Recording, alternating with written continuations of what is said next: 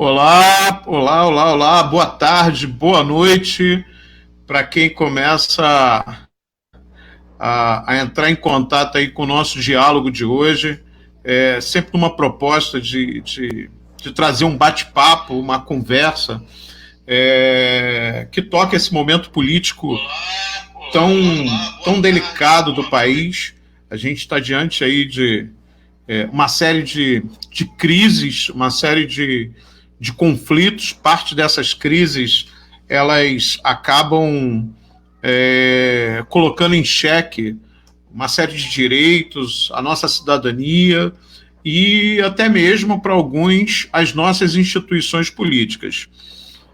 A semana passada foi uma semana muito conturbada para todo o país e também no mundo a gente percebeu que as coisas ficaram muito tensas, sobretudo nos Estados Unidos, onde por conta da morte de mais um negro de maneira aviltante, de maneira covarde e, sobretudo, deixando bem claro o quanto aquela sociedade tem dificuldade de lidar com a questão histórica da discriminação, com a questão histórica de todos os problemas que envolve a não integração da população negra naquilo que seria a cidadania formal. A gente percebeu que as pessoas foram às ruas, manifestações, o presidente ficou completamente acuado.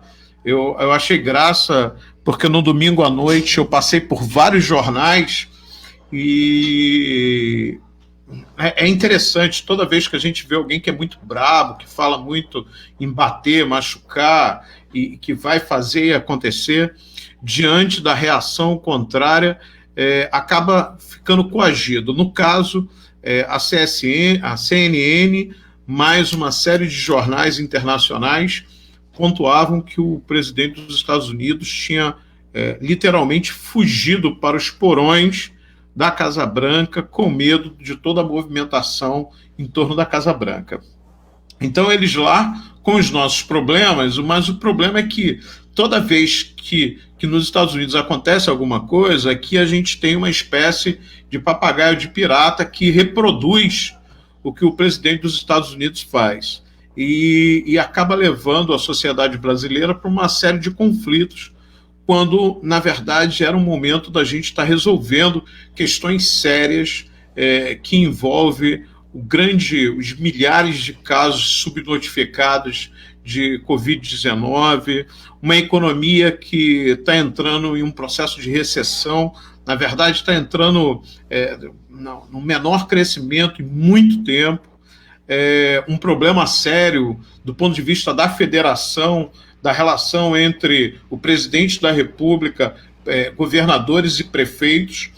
Essa é um dos maiores tensões que a gente vê no período da nova República, uma violência constante à Constituição de 88, mas, sobretudo, uma coisa que eu acho que qualquer pessoa com mínimo de sanidade, qualquer pessoa com mínimo de responsabilidade, fica muito impressionado que, em meio a uma crise, a maioria das propostas de quem está no governo é diminuir ainda mais o Estado, é vender as empresas públicas, retirar do Estado o seu papel fundamental, não apenas para o desenvolvimento da sociedade, mas, sobretudo, para conseguir gerir essa grande crise. E aí a gente tem a oportunidade de ter aqui hoje uma pessoa que é muito especial, Aloysio Júnior. Aloysio Júnior hoje é uma liderança política em Caxias, ele é presidente da Casa dos Moedeiros, uma das instituições que vem sendo constantemente atacada nesses últimos 4 ou 5 anos. Eu queria muito que ele explicasse por que eu não consigo entender, porque a Casa da Moeda, que tem papel estratégico em todo o mundo, a Casa da Moeda no Brasil, no caso do Brasil, que não tem prejuízo, ao contrário, é uma Casa da Moeda que tem um papel estratégico também e tem lucro. E se, como qualquer empresa pública ou qualquer autarquia, qualquer instituição tenha seus problemas, por que não resolver esses problemas do ponto de vista administrativo, do ponto de vista da gestão, e não entregar ou dar de presente? Então, é um prazer estar aqui hoje conversando com a Aloysio Júnior, que também é pré-candidato do PT, né? Eu queria saber essa história aí, porque tem muita gente perguntando se isso é verdade, se não é, como é que é. Então, Aloysio, primeiramente, obrigado por estar aqui nesse bate-papo. E aí, em segundo, eu queria que você falasse um pouco de que momento é esse para você, como é que você vê aí esse momento tão conturbado em nível internacional, em nível nacional, qual é o teu olhar sobre esse momento que a gente está vivendo? Boa noite, primeiro aí, Prates, obrigado pelo convite. Também queria dar boa noite aí aos espectadores que estão nos assistindo agora ao vivo na live. E, obviamente, muitos outros que irão nos assistir depois. Eu sou Aloysio Júnior, como meu amigo Prates acabou de falar. Sou morador de Duque de Caxias, há 50 anos, minha idade que eu fiz agora. Estou primeiro suplente de vereador pelo Partido dos Trabalhadores. Minha vida de militância ela é bastante antiga, especialmente no movimento sindical, no movimento social, e agora muito mais também na questão racial, pelo papel que eu estou desempenhando. Eu estou na Casa da Moeda há 18 anos, fazer 18 anos. Fui, por 2 mandatos, presidente do Sindicato dos Trabalhadores da Casa da Moeda, depois de ter ficado 3 anos como vice-presidente. Tive a honra e a satisfação de dar posse ao novo presidente do sindicato, que é meu antigo vice-presidente, Rony Oliveira, uma pessoa altamente preparada para estar seguindo essa nossa luta, né? A satisfação de ser funcionário de uma empresa de 326 anos, como é a Casa da Moeda, ela já é tremenda, e poder ser representante dos trabalhadores. Isso muito também me deixa lisonjeado, né? Acho que foi uma passagem da minha vida que contou muito, o papel que nós tivemos em Brasília, tudo aquilo que nós tivemos construir no momento difícil, né, onde, posterior ao impeachment da presidente da República, você teve uma mudança de visão política do papel do Estado. Então, em relação à Casa da Moeda, eu quero falar um pouco disso mais depois. E também em relação a Caxias, a gente continua fazendo nossa militância e aceitando esse desafio de ser pré-candidato a prefeito. A gente vai estar falando um pouco isso também na frente, pelo Partido dos Trabalhadores, né? A gente sabe que é um momento difícil para os partidos políticos.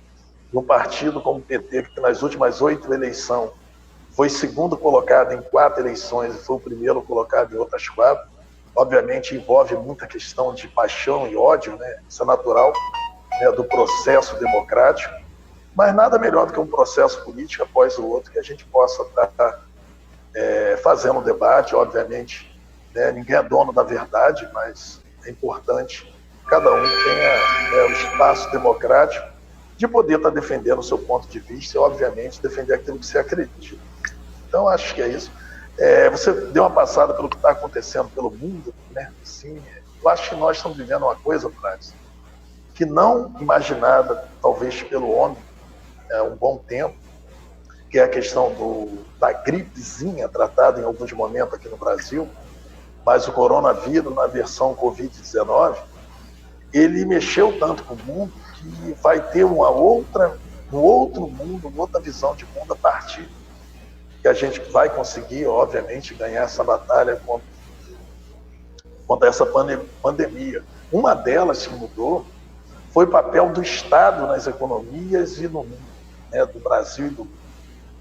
Até bem pouco tempo era assim, muito comum se fazer um discurso que o Estado tem que vender tudo mesmo, um discurso mais liberal, né, neoliberal, ultraliberal, que o Estado não deveria fazer nenhum tipo de interferência na economia ou no país. E aí você acaba vendo, se não é, no caso do Brasil, o papel que o SUS tem nesse momento, esse número avassalador de morte que a gente tem aí, infelizmente a gente está ostentando sem nenhum tipo de satisfação esse segundo lugar em morte no mundo, né? Eu acho que se não fosse o compromisso, a competência, o envolvimento dos profissionais da área de saúde, da saúde universal, né, que é o nosso SUS, Se não fosse isso, os números seriam muito piores. Porque a referência, né, liberal do mundo, né, da economia liberal, que é os Estados Unidos, está nessa condição que está, né? Na liderança de morte, contágio avassalador, porque o Estado não intervém na vida das pessoas na área da saúde. E as consequências a gente está vivendo. E aqui no Brasil, né, a gente podia falar no Reino Unido, lá o Boris Johnson, dando uma entrevista que foi o sistema de saúde público que salvou a vida dele. Aqui no Brasil, nós temos milhares de pessoas tendo sua vida salva pelos profissionais de saúde, que muitas das vezes não têm uma condição digna, decente de exercer seu trabalho, mas está ali no exercício daquilo que se comprometeu da sua profissão, botando sua vida em risco e muitas das vezes se distanciando ainda mais dos seus familiares para poder salvar a vida de tantos outros milhares de pessoas do nosso país. E, obviamente, um país com um abismo social como o nosso, né, acaba refletindo nos números de óbito. Salvo engano, saiu uma pesquisa agora há bem pouco tempo, do número de pessoas que foram contaminadas pelo vírus. As pessoas de menor renda econômica e menor escolaridade fazem 72% dessas pessoas contaminadas foram a óbito. Quando você tem o outro extremo, onde você tem 22% das pessoas com maior condição econômica e maior formação educacional, que essas coisas acabam andando junto na maioria das vezes, que são os óbitos, né? Então é a doença que ela vem da Europa ou da Ásia para o Brasil, né? Entra por parte da classe média brasileira que viajava, né? Daquele momento que trouxe para cá, mas as consequências tá depois que passou para o rapaz no restaurante, a empregada doméstica ou o motorista, que leva isso para as comunidades, né? Os locais de menor poder aquisitivo, aonde o contágio ele é devastador. E aí a gente vive essas cenas agressivas, né? De tantas covas abertas, todo dia a gente se vê agredido por isso. As famílias perdendo a pessoa da sua vida, uma pessoa importante, um ente querido, que nem tem o direito de prestar a última homenagem. Então, esse vírus veio para mudar um pouco dessa condição do mundo, do cidadão. Aí você acaba aí tendo que, não só o SUS, os profissionais de saúde, mas quando a gente pensa que a Caixa Econômica Federal cadastrou em tempo recorde mais de 50 milhões de pessoas necessitadas para poder ficar em isolamento social, para que possa ter o mínimo de condição de consumo ali, com aquela ajuda de R$600 ou R$1.200, a gente vê que se não é uma instituição pública altamente comprometida, com a ajuda da outra instituição pública, que é a Dataprev, se não fosse aquele serviço casado dessas instituições que servem à sociedade, isso a gente teria hoje uma situação muito mais agravada. E isso acabou também acontecendo com a nossa tricentenária Casa da Moeda, porque existia um debate na sociedade. Aloysio, só um minuto, já vamos entrar na Casa da Moeda. Eu queria voltar um pouquinho, e você tocou uma coisa que para mim é central, que é a questão do SUS, do SUS, que na verdade está dentro de um conjunto de políticas públicas que o Brasil tentou desenhar nos últimos anos, que na verdade esse conjunto de políticas públicas é que está segurando o que está acontecendo aí hoje, né? O SUS, quando foi montado, e aí a gente tem a Constituição de 88 ali desenhando o papel da Constituição quase como uma compensação de todo o histórico de desigualdade, de recursos sempre orientado para as classes mais altas do país. Outro dia eu estava lendo um artigo sobre o BNH, e o artigo ele mostrava que, se no início o problema da moradia ali nos anos 50, 60 do Brasil era muito grande, e, portanto, os primeiros planos eram para as classes mais baixas, para atender uma necessidade de um Brasil que crescia de uma maneira muito acelerada.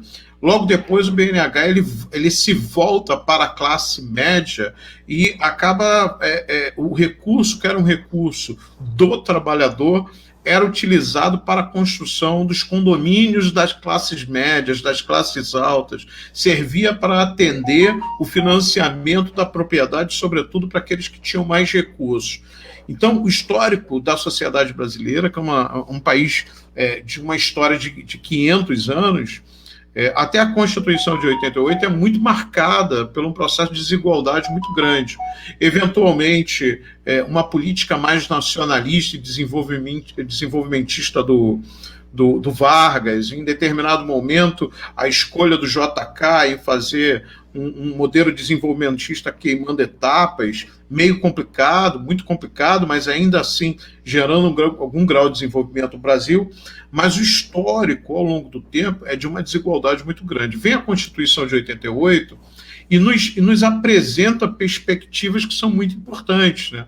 O SUS é uma dessas perspectivas. Logo depois, uma discussão sobre a assistência no Brasil, com a NOAS, com o SUAS, com o Sistema Único de Assistência, e aí a gente entra ali naquele período dos anos 2000 com uma série de políticas que fortalecem instituições que hoje estão enfrentando essa pandemia.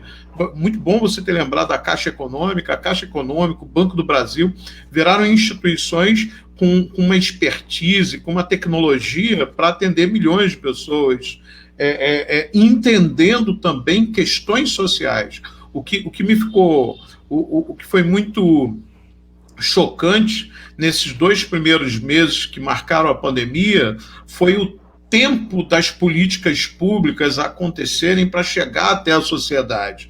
E aí a gente percebe que o meio que desmonte da Caixa Econômica, o desmonte de algumas instituições centrais para as políticas públicas no Brasil, acabaram atrapalhando esse tempo de resposta que o governo tinha que dar para a sociedade, que não consegue dar até agora. A gente está vendo aí milhões de pessoas sem conseguir receber, alguns não receberam a primeira parcela, outros não conseguiram, estão esperando, não conseguiu receber a primeira e outros estão esperando a segunda, outros vão receber. Uma série de casos que são muito complicados de fraude, onde a gente vê aí, já pontuando quase mais de 100 mil militares da ativas e inativos que receberam um benefício. Então a gente tem aí uma série de problemas, mas independente dessas questões, o que a gente tem colocado é que o Brasil ainda tem instituições que são muito importantes para serem defendidas. E o SUS é essa instituição. Muito boa a tua fala também dos profissionais de saúde. Até agora a gente viu muito pouco reconhecimento pelo governo da grande importância que os profissionais de saúde, e aí eu estendo essa ideia de profissionais da saúde para falar dos profissionais que estão na assistência, na limpeza, a coisa é muito mais complexa. A gente, quando toda pensa em saúde, todo um conjunto. E aí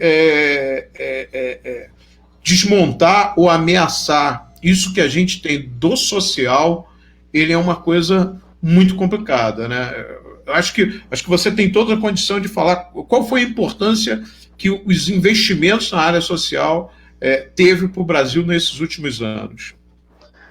Prates, eu acho assim, o grande problema, e obviamente que o Covid-19 ele veio desnudar esse discurso de que o que era público não prestava, o que era público simbolizava o atraso, que os trabalhadores do serviço público eram parasitas. Então, na verdade, nós temos uma equipe econômica liderada pelo ministro da Economia, que ele tem uma visão muito ruim do papel do Estado no sentido de um agente de proteção social e um agente também indutor da economia. Ele acha que a iniciativa privada por si só resolveria todos os problemas. Mas em função dessa crise, essa pandemia, o cara que é da iniciativa privada, ele não bota o dinheiro dele nisso. É o dinheiro público que sustenta tudo isso. E é importante que a gente tenha governante que entenda esse papel, porque senão ele vai subverter a lógica do papel do Estado, que você acabou de explicar na época do BNH, que tinha a natureza de dar condições de moradia digna e virou um instrumento de investimento da classe média poder construir seus condomínios, sem prazo de pagamento, e a população mais necessitada continuou vivendo nas palafitas, sem condições de vida digna, no local que não foi previamente pensado, planejado, urbanizado. Então as pessoas ocupavam o espaço e depois o Estado entrava para diminuir o tamanho do problema que tinha se instalado ali. E a gente vive isso da maneira muito clara em relação ao governo atual, que tem a sua legitimidade eleitoral, não é isso que eu estou falando, mas a população votou no governo que pregava que o Estado tinha que ser mínimo, que a solução dos problemas do Brasil era as pessoas ser microempreendedor individual, que os trabalhadores tinham direito demais, que tinha que escolher permanecer o direito ou ter emprego, um governo que deu prosseguimento ao desmonte começado no governo Temer. Eu não vou entrar no mérito aqui da questão do impeachment, porque eu tenho um ponto de vista muito pessoal, que o crime não ficou comprovado, que tivesse dolo que justificasse tirar o presidente da República. O que pesou muito era a capacidade de gestão naquele momento da presidente Dilma junto ao Congresso Nacional, que tomou a decisão política a partir do segundo mais votado da eleição de sabotar o governo, e com a eleição da época do presidente Eduardo Cunha, de inviabilizar uma gestão. E chegou a um ponto que o impeachment se tornou inevitável no meio político e com um clamor de parte da sociedade a partir de toda uma ação midiática que existia naquele momento. E o presidente da República, que assumiu o lugar da presidenta eleita, que foi eleita junto, o presidente Michel Temer, eu sempre falei que ele era golpista, não porque foi um vice-presidente que sucedeu uma presidente eleita. O golpe foi que ele governou com um projeto político, programa político, que perdeu a eleição. Ele subverteu a vontade do voto popular, porque se ele sucedesse a presidente eleita, mas mantivesse, até com outras pessoas, mas o projeto político que foi referendado nas urnas, é da democracia suceder o vice e o que está na chapa eleita. Ele só não pode pegar o programa que perdeu e implementar. E que foi que o presidente Temer colocou? A primeira coisa que ele faz foi a reforma trabalhista para tirar a condição de direito das pessoas. Amplia a política de terceirização. Começa a defender uma reforma da Previdência. Congela o investimento da saúde por 20 anos, educação especial na saúde que a gente está vivendo hoje. E depois o governo que aí está, ele só deu prosseguimento com a legitimidade eleitoral que saiu da urna. Fez a reforma da Previdência, criou novas reformas, né, de trabalho, tirando mais direito do trabalhador, criou a tal de uma carteira verde e amarela que tira direito das pessoas. Ele só intensificou a política de arroxo contra o povo trabalhador. E na lógica de vender todos os equipamentos públicos do Estado brasileiro, não importa qual fosse. O Brasil, o ministro da Economia falou assim, vão vender tudo, como se estivesse numa feira, como não tivesse um compromisso histórico daquilo ali, como se o governo... Porque o governo ele tem prazo de validade. O governo tem 4 anos, podendo ser renovado por mais 4, mas o Estado brasileiro não. Então tem alguns órgãos do Estado brasileiro que para ser desfeito ou vendido, você precisava de um grande debate, você precisava, inclusive, de um plebiscito, né, se fosse necessário. Mas o governo se achou legitimado para poder querer vender tudo. Aí veio essa pandemia. Quem está salvando as vidas são os profissionais da saúde, e isso quando fala da saúde, aquele que cuida da limpeza, até o médico que está ali na frente do problema para solucionar. Quem está resolvendo são eles. Quem está dando conta disso são o sistema de proteção social, os SUAS, a assistência social dos municípios, que está mais próximo de quem precisa para ajudar nos encaminhamentos dessas pessoas. Quem está conseguindo resolver isso foi a questão para a Caixa Econômica, a data prévia. Só que o governo, ele não tem, o Paulo Guedes, ele não tem nem tanto trato com o pobre, igual você falou assim, ó, tem 100 mil pessoas que talvez burlaram, 150 mil pessoas, que eu acho que o sistema tem que tomar esse dinheiro de volta. Isso é um crime. Mas a gente não pode penalizar o mais de 50 milhões de pessoas que são necessitadas, porque uma meia dúzia está burlando o sistema. Atende o necessitado e cobra, seja duro com quem burlou o sistema. Mas o governo que teve uma celeridade para dar 1 trilhão para as empresas é o governo que sofre porque alguém fraudou, e aí os militares e outros que não precisavam, mas fatalmente tem outras pessoas, além dos militares, que estão tentando fraudar o sistema, mas eles não devem ser a referência. A referência é aquele povo necessitado que foi para as filas, que foi lá fazer seu cadastro e está precisando de R$600, ou então eles vão sair do isolamento social, porque são as pessoas que vivem na rua e vivem de fazer seu dinheiro diariamente, que chamam de ambulante ou microempreendedor individual. São essas pessoas que, nesse momento, não têm um respaldo de uma carteira assinada ou algo que o vale, para que minimamente possa sustentar, que minimamente possa conseguir sustentar a sua condição de vida. O que nesse momento não dá para acontecer. Entendeu? Então, acho que o governo tem que se preocupar com quem mais precisa. E nesse papel entrou a Casa da Moeda. Porque nós já temos, só para fazer a associação das instituições públicas que está ajudando a resolver esse problema. Quando começou a se discutir o processo de privatização da Casa da Moeda, primeiro foi um espanto com a empresa de 326 anos que preserva a nossa soberania monetária. Nenhuma grande nação do mundo, se você cruzar os 19 países com maior população e potência econômica, nenhum deles tem uma Casa da Moeda privada. O máximo você vai encontrar o Canadá, que produz, eu acho que é cédula moeda, com mercado privado, mas interno. Não bota isso para fora do país. Então, essas grandes potências, independente de ser liberais, ser socialista, ou de regime mais fechado, ou social-democrata, isso é uma regra. E o Brasil se assanhou nessa possibilidade de vender a Casa da Moeda, que além de cuidar da soberania monetária nacional, a Casa da Moeda é responsável pela parte da soberania de dados do cidadão brasileiro. Quem produz o passaporte que dá dignidade para o cidadão brasileiro viajar pelo mundo, seja trabalho, para cuidar da saúde ou a lazer, quem dá essa condição digna de ser respeitado são os trabalhadores da Casa da Moeda que fazem um passaporte seguro, reconhecidamente pelas grandes potências do mundo dessa área. E se você lembrar nos ataques da Torre Gêmeas de 11 de setembro de 2001, 2002, salvo engano, ali a circulação do cidadão pelo mundo sofreu um processo de alteração, aquele ataque às Torres Gêmeas. Então, os passaportes acabou tendo uma exigência muito maior de segurança para o cidadão circular pelo mundo. E a Casa da Moeda foi provocada pelo governo à época, salvo engano, Fernando Henrique Cardoso, para que ela pudesse assumir de fato esse papel e produzisse um passaporte onde o cidadão brasileiro ia circular pelo mundo e seria tratado em condições dignas, respeitado. Até porque o nosso passaporte ele era muito visado pelos falsificadores.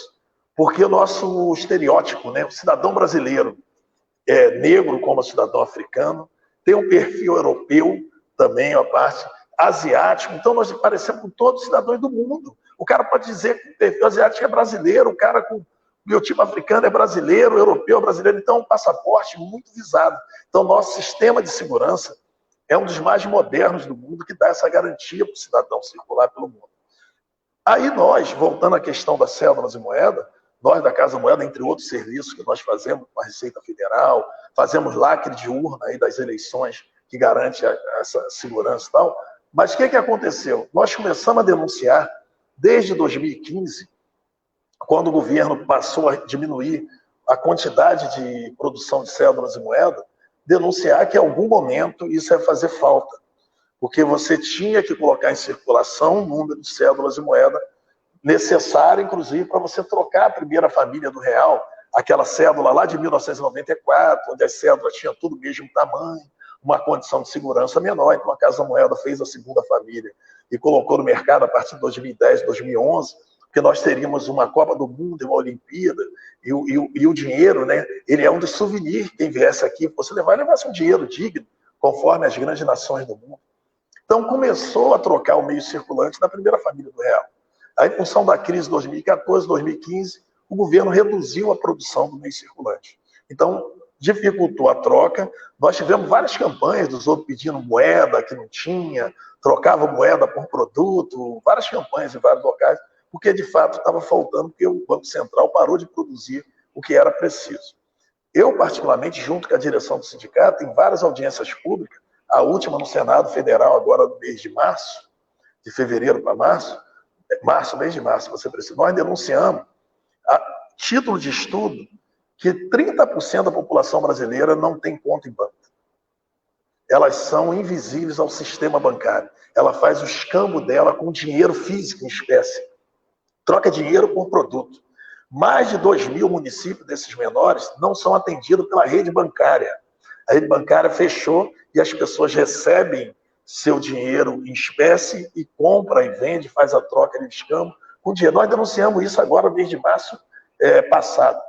Mais de 30%, estudo demonstrando isso, não, que esse problema iria acontecer. Aonde deu a crise que era um risco de faltar dinheiro na boca do caixa?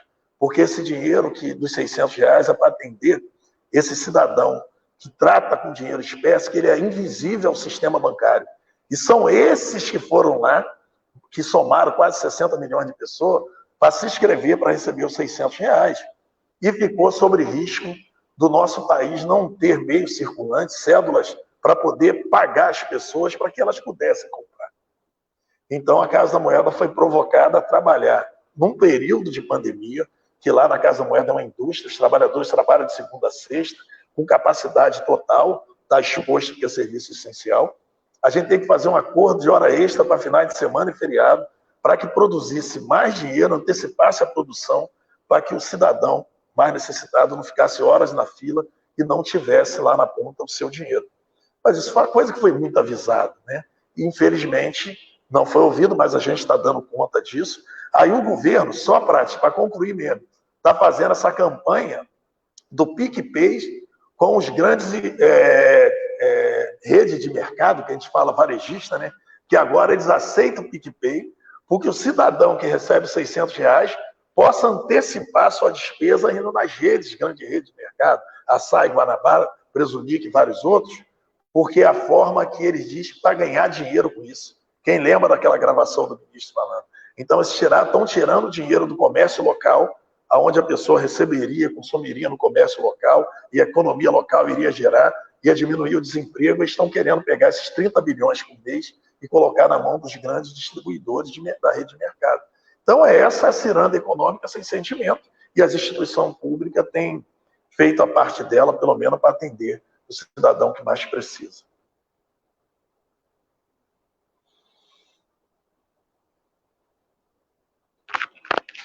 Eu estou sem teu áudio, Prati.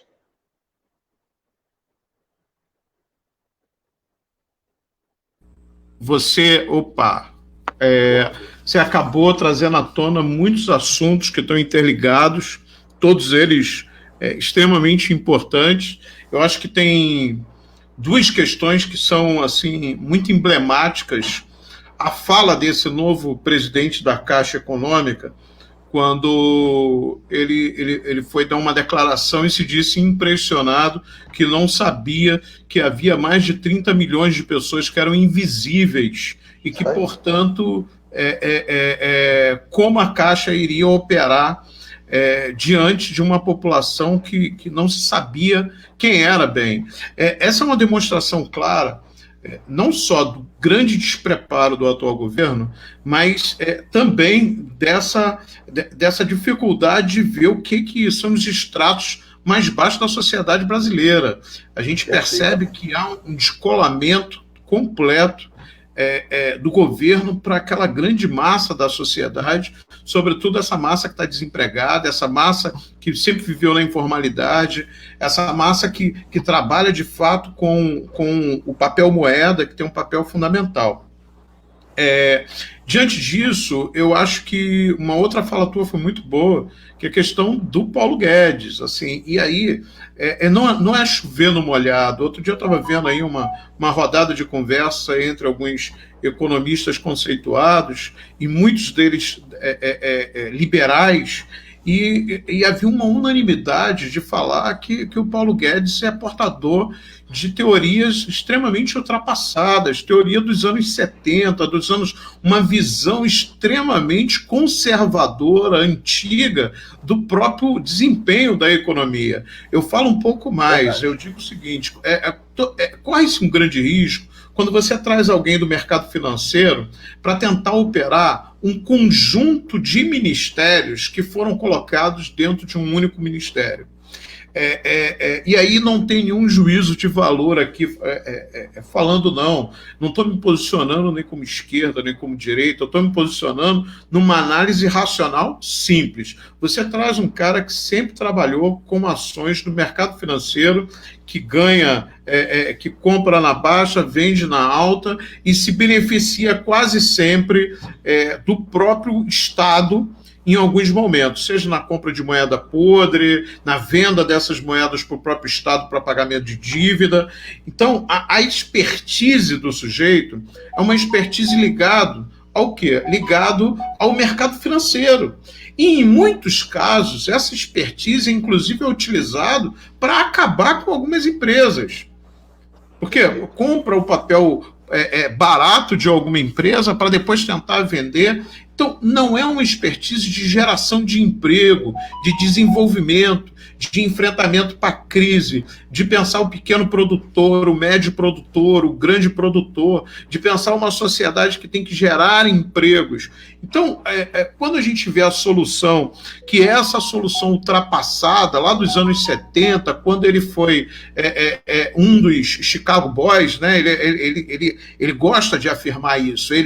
Então, outro dia eu estava conversando com um rapaz que é muito admirador dele, e quando eu chamei ele de Chicago Boy, o rapaz ficou meio chateado, mas você está diminuindo. Não estou diminuindo, ele assume isso, ele fala, olha, quando eu fiz parte da equipe econômica que esteve no Chile em 1973, nós implementamos assim, assim, assado, assim, assado. O problema é que 1973 era uma realidade do mundo, e mesmo assim aquilo lá que eles fizeram não deu certo. O Chile tem vários problemas.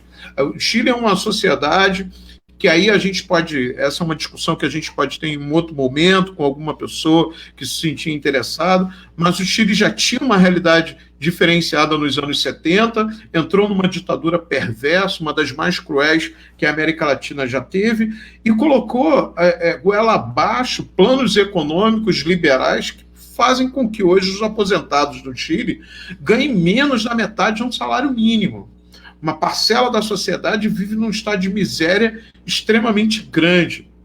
Então, é um cara que olha para o mundo com o olhar do passado. Quando não é isso, aí sim, eu acho que o grande ponto e a seriedade disso tudo é que é importante a gente lembrar, por exemplo, daquela vez que a comitiva presidencial teve em Davos.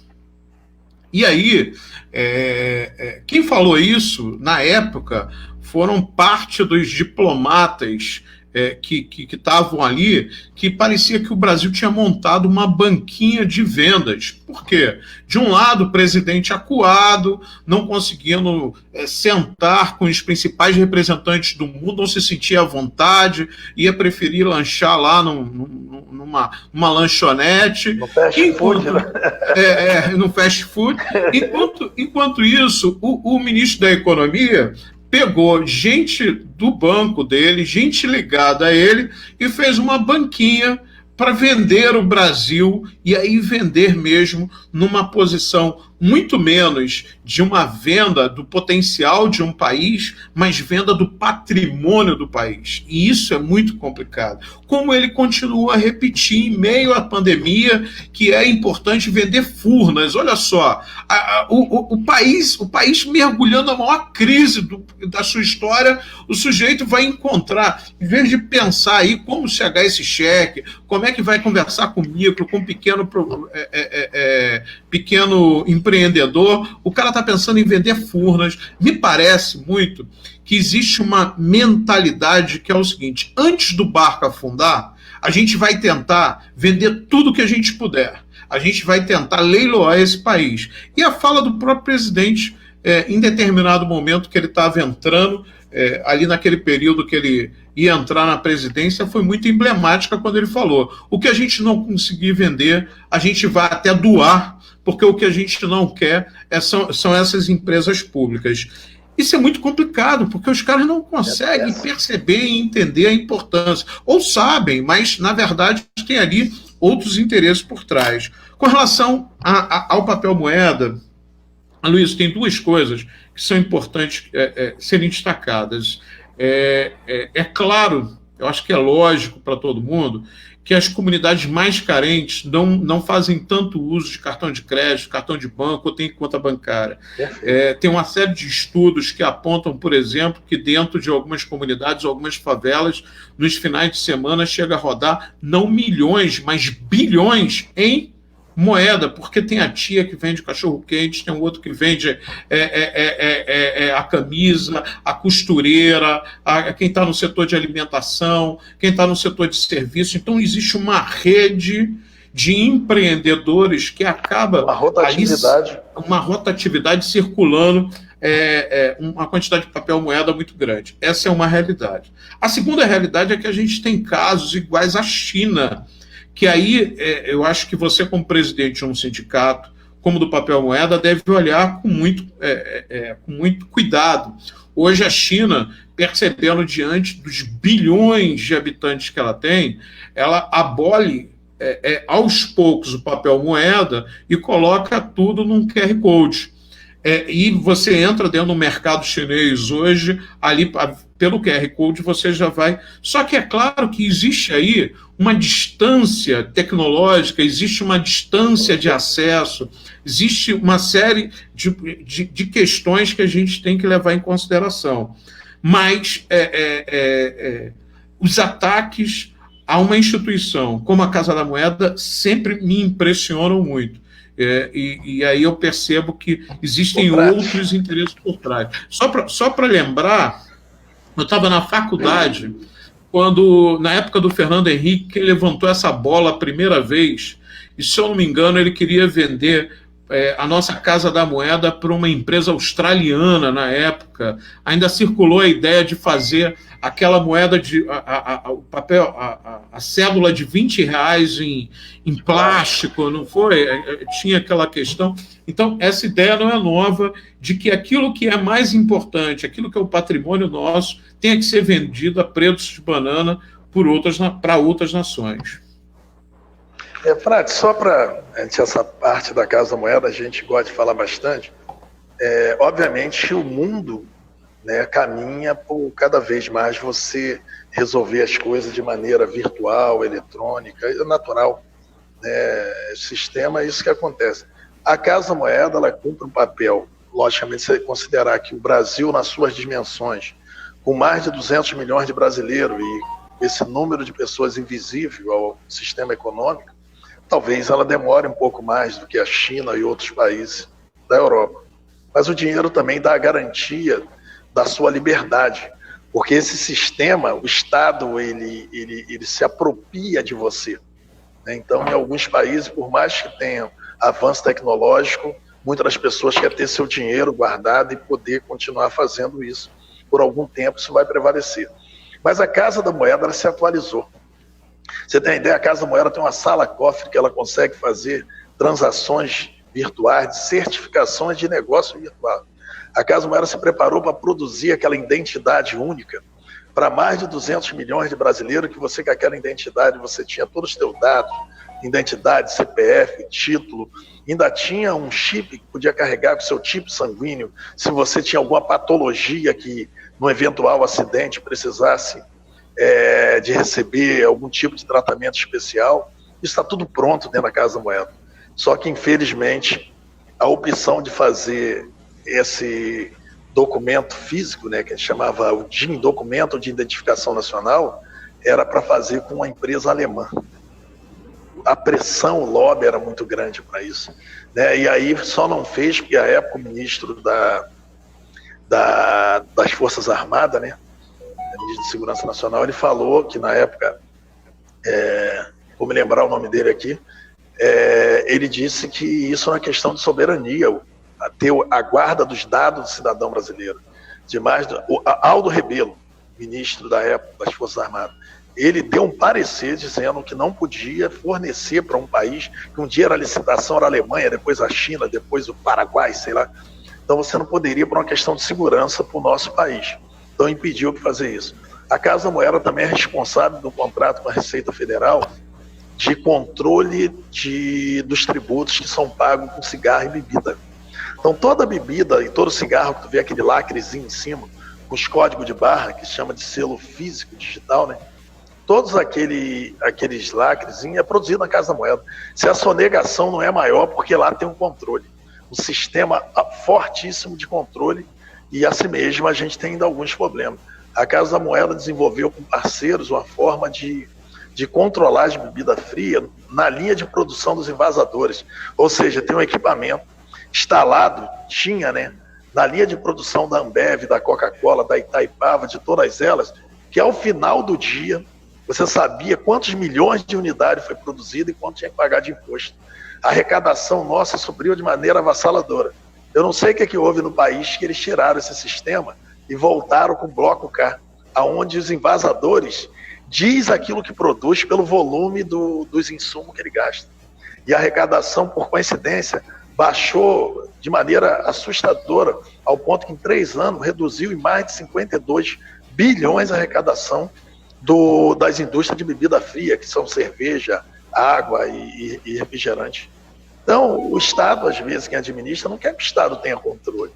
Né? E esse dinheiro era controlado para investir em saúde, educação, e na área social, em cultura, né? Tudo aquilo que o cidadão merece ter. Mas parece que as pessoas, muitas das vezes, não têm essa responsabilidade. Então, a Casa Moeda é uma empresa altamente preparada para produzir aquilo que é o seu ofício, né? Da sua natureza, que é cédulas e moeda, mas ela é altamente qualificada tecnologicamente, tem os maiores equipamentos do mundo da questão de rastreabilidade tecnológica, que obviamente ela vai daqui a pouco estar no mercado do dinheiro virtual e vai continuar garantindo a soberania nossa nacional.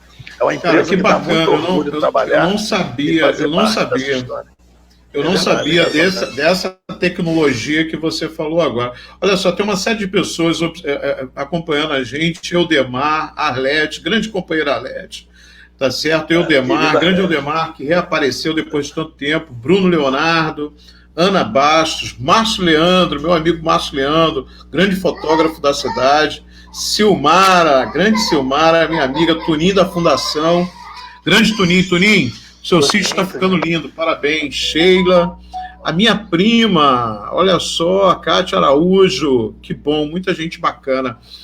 É impressionante, o que você falou agora recai naquela questão que quando o Estado é eficiente e trabalha em torno daquilo que é o controle de parcela daquilo que é produzido, ou pelo menos ele é eficiente para entender a gestão, quando a gestão é bem feita do país, os interesses econômicos por trás acabam tocando ali e acaba limitando a eficiência que essas instituições têm. A gente percebe isso de uma maneira muito clara. Mas, mais do que isso, na sua fala, é interessante, né? Você falou que o ministro da Defesa da época, o Aldo Rebelo, né, que é do PCdoB, né, um comunista, o comunista ficou preocupado com a soberania do Brasil. Isso me traz uma certa curiosidade com que tipo de ministros militares que nós temos hoje que falam em entregar o patrimônio brasileiro para nações estrangeiras. Assim, eu fico me perguntando sempre o que estava sendo dado dentro das escolas militares ou dentro da Escola Superior de Guerra, porque eu tenho percebido um retrocesso imenso naquilo que a gente chama da nossa soberania, da nossa identidade nacional. Qualquer força armada é preparada para você montar uma elite, e essa elite tem o papel e o compromisso de fazer a defesa do país. Quando eu vejo um general dizendo que a Amazônia tem que ser aberta para exploração estrangeira, aí eu fico muito... aquilo me chama a atenção, porque eu falo, tem uma contradição imensa. Eu não consigo ver um general norte-americano falando o seguinte: olha, a gente tem que abrir o Alasca para a exploração de diversos países, porque aquilo lá é um território isolado do mundo e que tem um potencial imenso de exploração e a gente não explora. Eu não consigo imaginar um general russo falando o seguinte: olha, a Sibéria é um território desocupado, ninguém está lá, e alguém tem que explorar aquele ouro, aquele diamante, então a gente tem que abrir para que os interesses internacionais, os investimentos internacionais entrem na Sibéria e ocupem e explorem aquele potencial. E aí, quando eu vejo um ministro militar dizendo que a Amazônia tem que ser aberta, isso me preocupa muito, porque eu começo a questionar como estão sendo formados militares no Brasil. A gente tem um potencial imenso. O Brasil,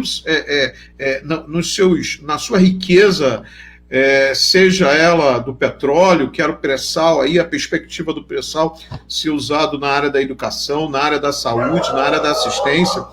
Nós temos um potencial na biotecnologia, os investimentos que foram feitos em biotecnologia, e hoje a gente acaba tendo um cenário que é um cenário onde nós vemos altos postos militares praticamente levantar a bandeira dos Estados Unidos, levantar a bandeira de Israel a um palmo muito superior à bandeira brasileira.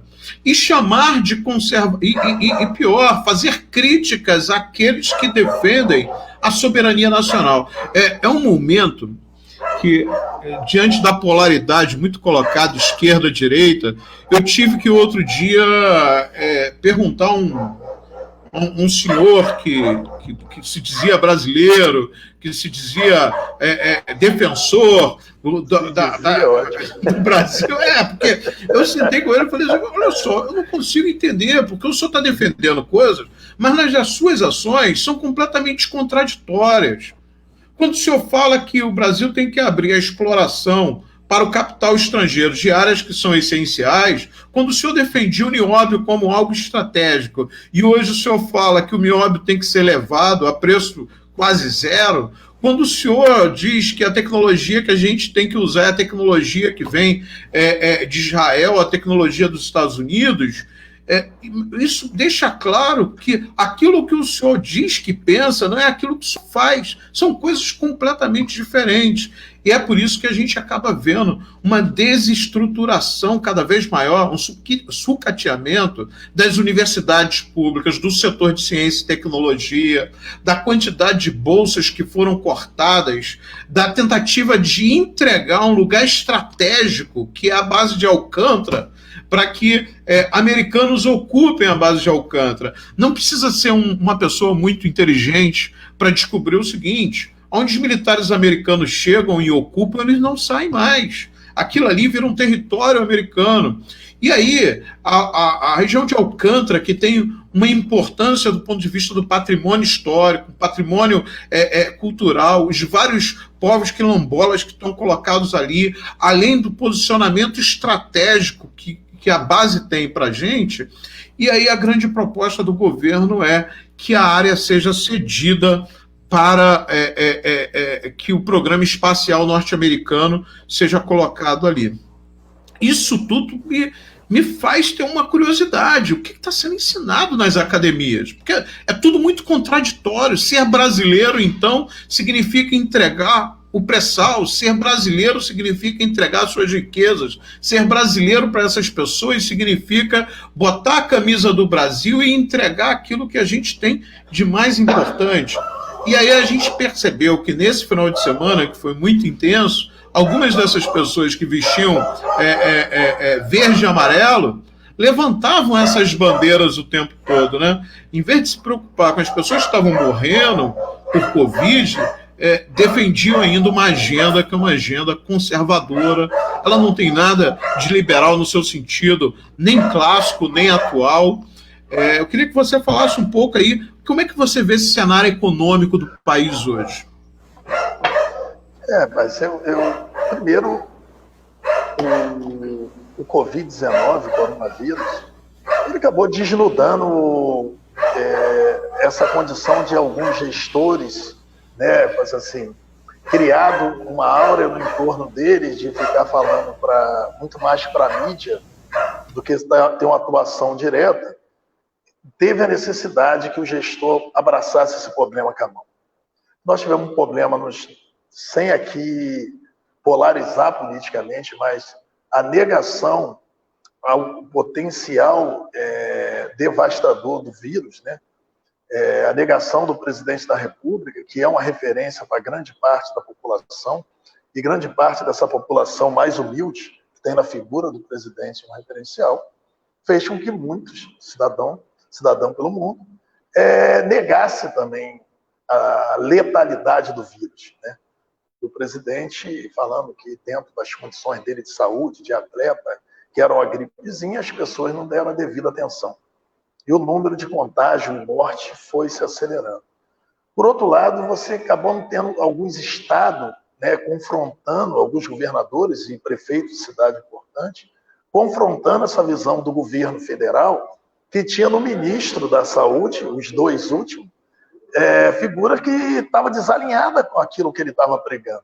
Então você não tinha uma referência para os gestores dos estados e dos municípios o que seguir. O presidente falava uma coisa, a Organização Mundial de Saúde falava outra, o ministro falava a mesma coisa que a Organização Mundial de Saúde, e a população ficou meio sem direção. E aí isso começou a surgir um pouco de tudo, né? Os governadores, cada um à sua maneira, já que não tinha uma ação coordenada para que pudesse combater esse inimigo letal, fatal.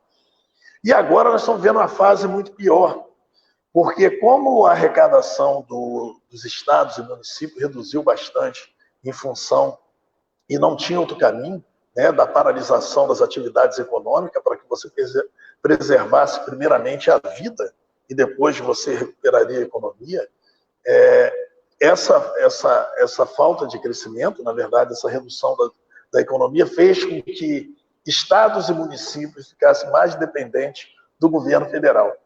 E todos aqueles, em Caxias é um exemplo disso, que vão de pires na mão falar com o presidente da República, vem para fazer a política que ele orienta, ou pior, faz a política para poder dizer para ele que está alinhado com as políticas que ele defende.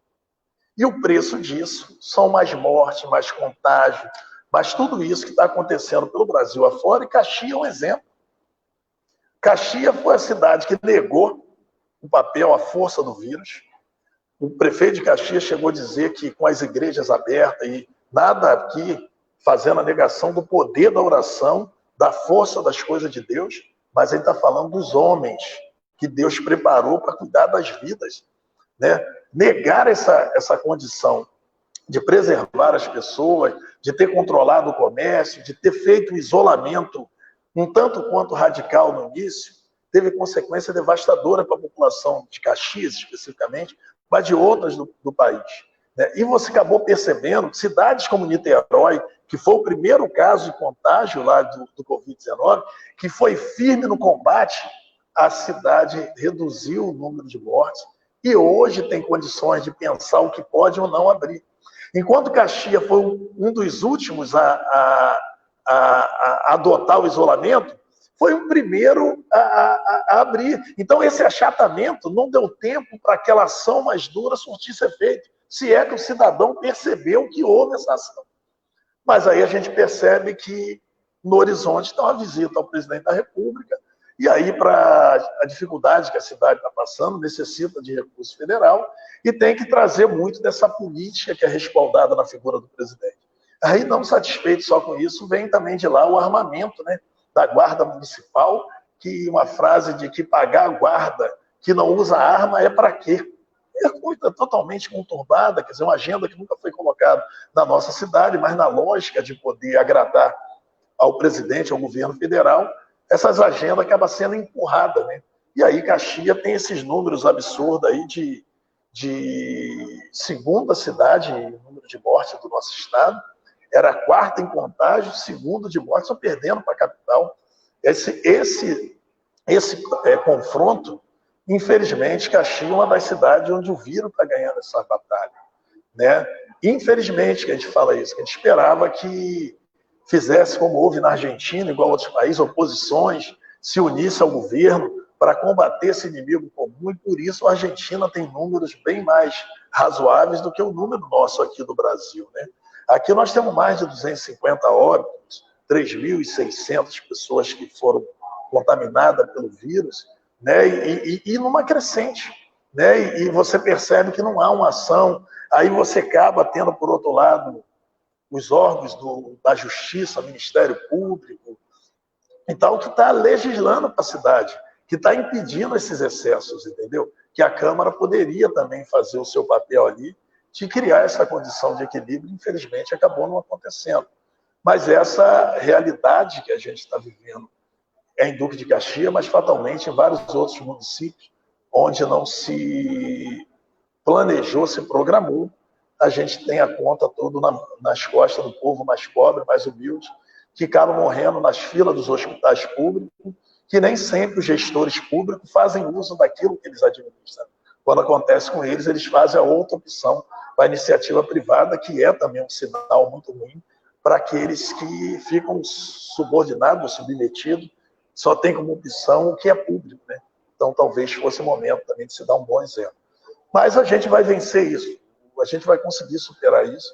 Eu acho que a população, de alguma maneira, também está se conscientizando, talvez pela dor, né? E a gente espera que em breve aí, a gente consiga que essa nova realidade, conviver com a máscara, utilizar o álcool em gel, manter o distanciamento e a gente poder retomar a normalidade da nossa vida, que a gente precisa retomar. Mas esse período que a gente está vivendo é um período de preparação das informações para a gente tomar conhecimento, para se preparar aí para os próximos meses, a gente ter mais liberdade de transitar, mas com segurança. Nesse momento ainda está difícil.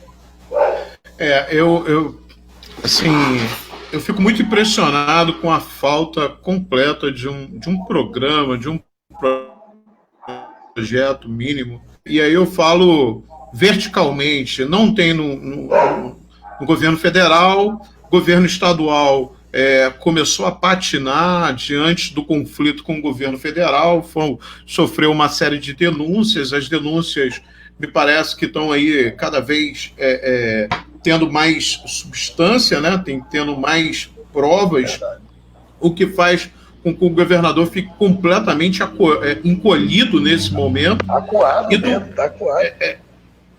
E do outro lado, aqui em nível municipal, a gente tem um ótimo caso de mau exemplo, né? Assim, parece que há uma ponte entre o governo municipal e o governo federal muito grande. Antes da gente entrar dentro dessa ponte, que parece que está bem clara, o que me chama a atenção é que é o seguinte: a gente vai entrar numa crise econômica séria. Essa crise, a gente não tem nenhum tipo de plano sendo apresentado. O governo parece que a única coisa que pensa é continuar a vender empresa e utilizar parte das riquezas que estavam ali nos fundos criados, sobretudo pelo governo do Lula, pelo governo da Dilma, que foram as grandes reservas que foram construídas, preocupados tanto com a nossa soberania como em casos excepcionais, inclusive iguais a esse. Mas é um recurso que não é feito para pagamento de dívida. Aí é que está a grande questão. Esse recurso é um recurso que deve ser feito em reestruturação do país, em obras, você pensar como você vai chamar o empresariado nacional e como você vai pontuar para o empresariado internacional a retomada do crescimento. E o que a gente percebe é que a completa incapacidade do governo fazer isso. É importante a gente lembrar que eles privilegiam o rentismo, né? Eles têm compromisso com o rentismo, então eles têm que tirar esse dinheiro para poder financiar os negócios dele, que não tem nada a ver com geração de emprego e crescimento econômico. Meramente se apropriar do bem público, é só isso. Eu fico sempre impressionado, eu consigo ter algum diálogo com os mais diversos grupos, inclusive uma parte aí dos bolsonaristas, de vez em quando eu converso, e aí, mais uma vez, sempre diante da dificuldade de explicar o que é o governo no qual votaram, né? Eu vejo algumas pessoas falando, mas vocês não deixam o presidente governar, e aí eu sempre bato na mesma tecla. Cara, se você conseguir fazer com que ele, durante uma semana, não fale uma besteira ou não crie uma crise política, você vai perceber que o maior inimigo do governo dele é ele mesmo. E aí a gente entra na fuga de capitais. desde antes da crise, o Brasil vinha sofrendo uma fuga de capitais imensa. E diante agora da grande instabilidade financeira mundial, a crise não é só brasileira agora, é uma crise mundial, é claro que os investidores vão correr para onde o capital é seguro. Está todo mundo comprando a dívida pública americana, está todo mundo indo para um porto seguro onde sabe que vai receber. Isso nos coloca com um problema ainda maior. Como é que a gente vai dar conta, sem os investimentos internacionais que aí muitos estão tentando trazer, não vão conseguir, e internamente os caras não conseguem fazer uma gestão daquilo que a gente chama do nosso modelo federado. É um modelo que a União concentra boa parte dos impostos, os municípios têm uma carga de responsabilidade extremamente grande, é na ponta, é o município que presta o serviço de assistência, presta o serviço de saúde, é o município que tem que prestar os principais serviços, e a União, por seu lado, hoje não conseguindo operacionalizar. Isso é muito forte. Eu vou te convidar depois para uma outra live, onde a gente vai ter um papo só de economia aqui, e é procurar, já que o governo não pensa, a gente tem que procurar estar próximos e ter uma aliança com outras pessoas que pensam. E como é que vamos sair dessa crise com o mínimo de catástrofe, com o mínimo de dor, porque todos nós vamos sofrer muito, isso está claro. Então, como é que o Brasil pensa essa saída? Nesse sentido, eu vou retomar a tua última fala, que é pensar Caxias. Houve uma polêmica, está havendo uma polêmica que muita gente está dizendo. Então, quer dizer, o PT de Caxias não tem candidato próprio e vai apoiar o Washington Reis. E aí ficou-se uma expectativa e está uma polêmica, tem gente cobrando. Eu acho que você é a pessoa mais adequada para se posicionar se Caxias vai ter uma candidatura própria ou não. Ponto 1. Ponto 2, diante de uma crise ou de um adversário maior, e olha que eu estou chamando de adversário, embora que o posicionamento cada vez mais do governante que está é de tratar a todos como inimigo, porque quando você diz que nós somos bons e os outros são ruins, então você coloca o jogo político não no campo do diálogo, você coloca o jogo político no campo de que um tem que ser eliminado porque é inimigo e o outro não. Então, a gente está vendo aí a estrutura política no Brasil partir muito por isso, sobretudo pelo posicionamento beligerante do presidente. E aí a gente vê hoje, pelo menos, um movimento chamado Somos 70.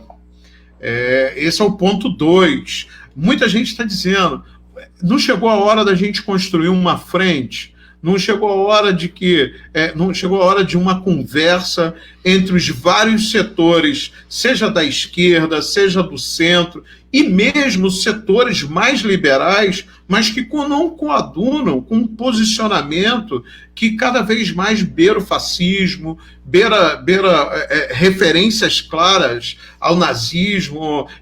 Você tem um ex-secretário da Cultura que faz um vídeo lembrando o Goebbels, que é um cara do nazismo. Você depois tem, no final de semana, o presidente fazendo referência à raça ariana, tomando leite ali, claramente com uma mensagem subliminar.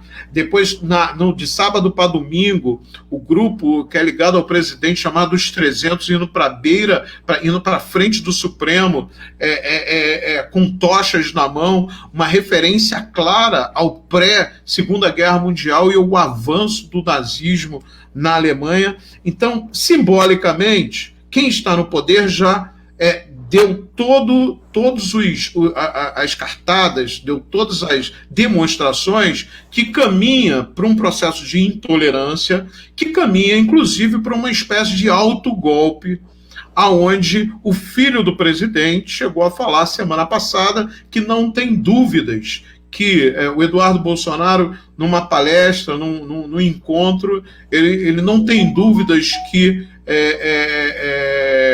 um regime mais forte, um regime mais autoritário para normatizar, para botar ordem no país. Não é uma questão se vai acontecer ou não, mas qual é o tempo para acontecer. Se vai ser amanhã, depois. Então a gente tem uma série de indicativos que apontam para um ataque às instituições políticas e à própria democracia. Aí eu te pergunto, 3 perguntas. Uma em nível municipal. Você é candidato? Você vai vir como um candidato do PT? Segunda questão. Será que não está na hora do partido, seja em nível municipal ou nível estadual, federal, pensar aí num leque de alianças, como pensar nessas alianças e compor em torno da ideia da democracia, das instituições, de uma sociedade mais equilibrada, pelo menos? Prats, primeiro deixa eu só concluir aquela parte econômica, que a grande preocupação, no primeiro trimestre nós tivemos uma redução da economia de 1,5%. E olha que pegou ainda parte do reflexo do final do ano, e o carnaval, e muito pouco bem do início da pandemia. Então, você imagina agora o segundo trimestre, que vai ser abril, maio e junho. Os números vão ser devastadores, né, para o país. Então, as pessoas vão ter que parar e pensar, de fato, né, esse somos 70% tem que se unificar na medida do possível e pensar o país fora da caixa desses que estão administrando. Porque parte da nossa imprensa, ela condescende muito com o governo, ao ponto de não ligar para o presidente e vão prestar atenção em Paulo Guedes. Isso, um tempo era isso. Agora, como a economia também está indo mal, a proposta, porque parte da elite que se decepcionou com o Bolsonaro, elas são contra o Bolsonaro, mas não são contra a política econômica. E o que sustentou um pouco mais agora esses números do Ibope do presidente foi os R$600 que ele quis dar 200, que o Congresso Nacional fez ser 600. E aí ele mudou o perfil da base, melhorou na camada mais pobre com o efeito dos R$600, que obviamente as pessoas são gratas ao presidente da República também, talvez não sendo ele o maior responsável, que o Congresso tem um papel extremamente importante nisso. Então a gente vai ter ainda números muito piores da economia que vai me chamar a atenção. Em relação a Caxias, eu só não serei pré-candidato a prefeito, não serei candidato a prefeito em Caxias se a direção do nosso partido no âmbito municipal, estadual e nacional não quiser. Eu tenho certeza que eu, representando o Partido dos Trabalhadores, tenho uma grande contribuição a dar nesse debate na cidade. Primeiro, serei candidato de um partido que administrou esse país, ganhou 4 eleições, e administrou esse país por 12, 13 anos, e foi segundo colocado nas outras 4 eleições, que tomou um golpe, e que foi impedido, sua maior figura, de ser candidato a presidente, que tinha uma relação direta com o povo muito maior do que o partido. E a gente tem um legado para poder falar com a sociedade. A gente tem um legado e, obviamente, que a gente, como candidato, não vamos nos esconder disso.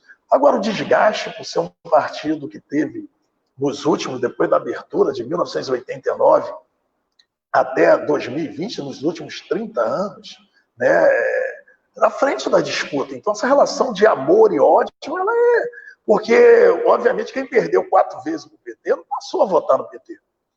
Continuou acumulando aquela vontade de derrotar o Partido dos Trabalhadores, independente do sucesso que foi a gestão do Lula, o primeiro mandato da Dilma, e o segundo que ela não pôde concluir no meio de uma crise.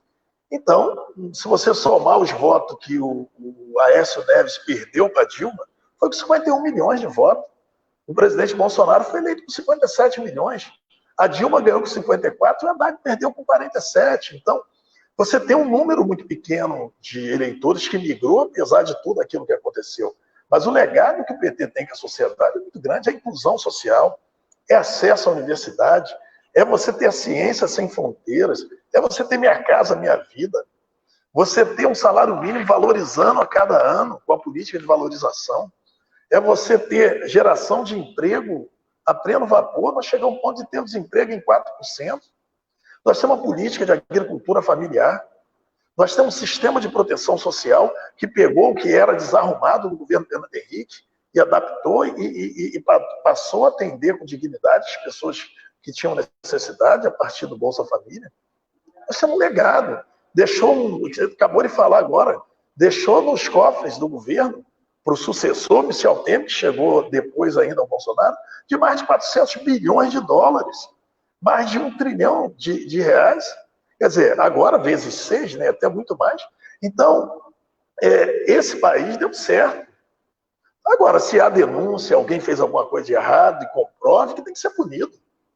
Porque só você tem um exemplo, o ex-presidente Michel Temer, o PMDB, não vou dispensar comentário, porque está dentro de um processo político de denúncia de uma situação como aquela de Gedel, no apartamento com 50 e poucos milhões.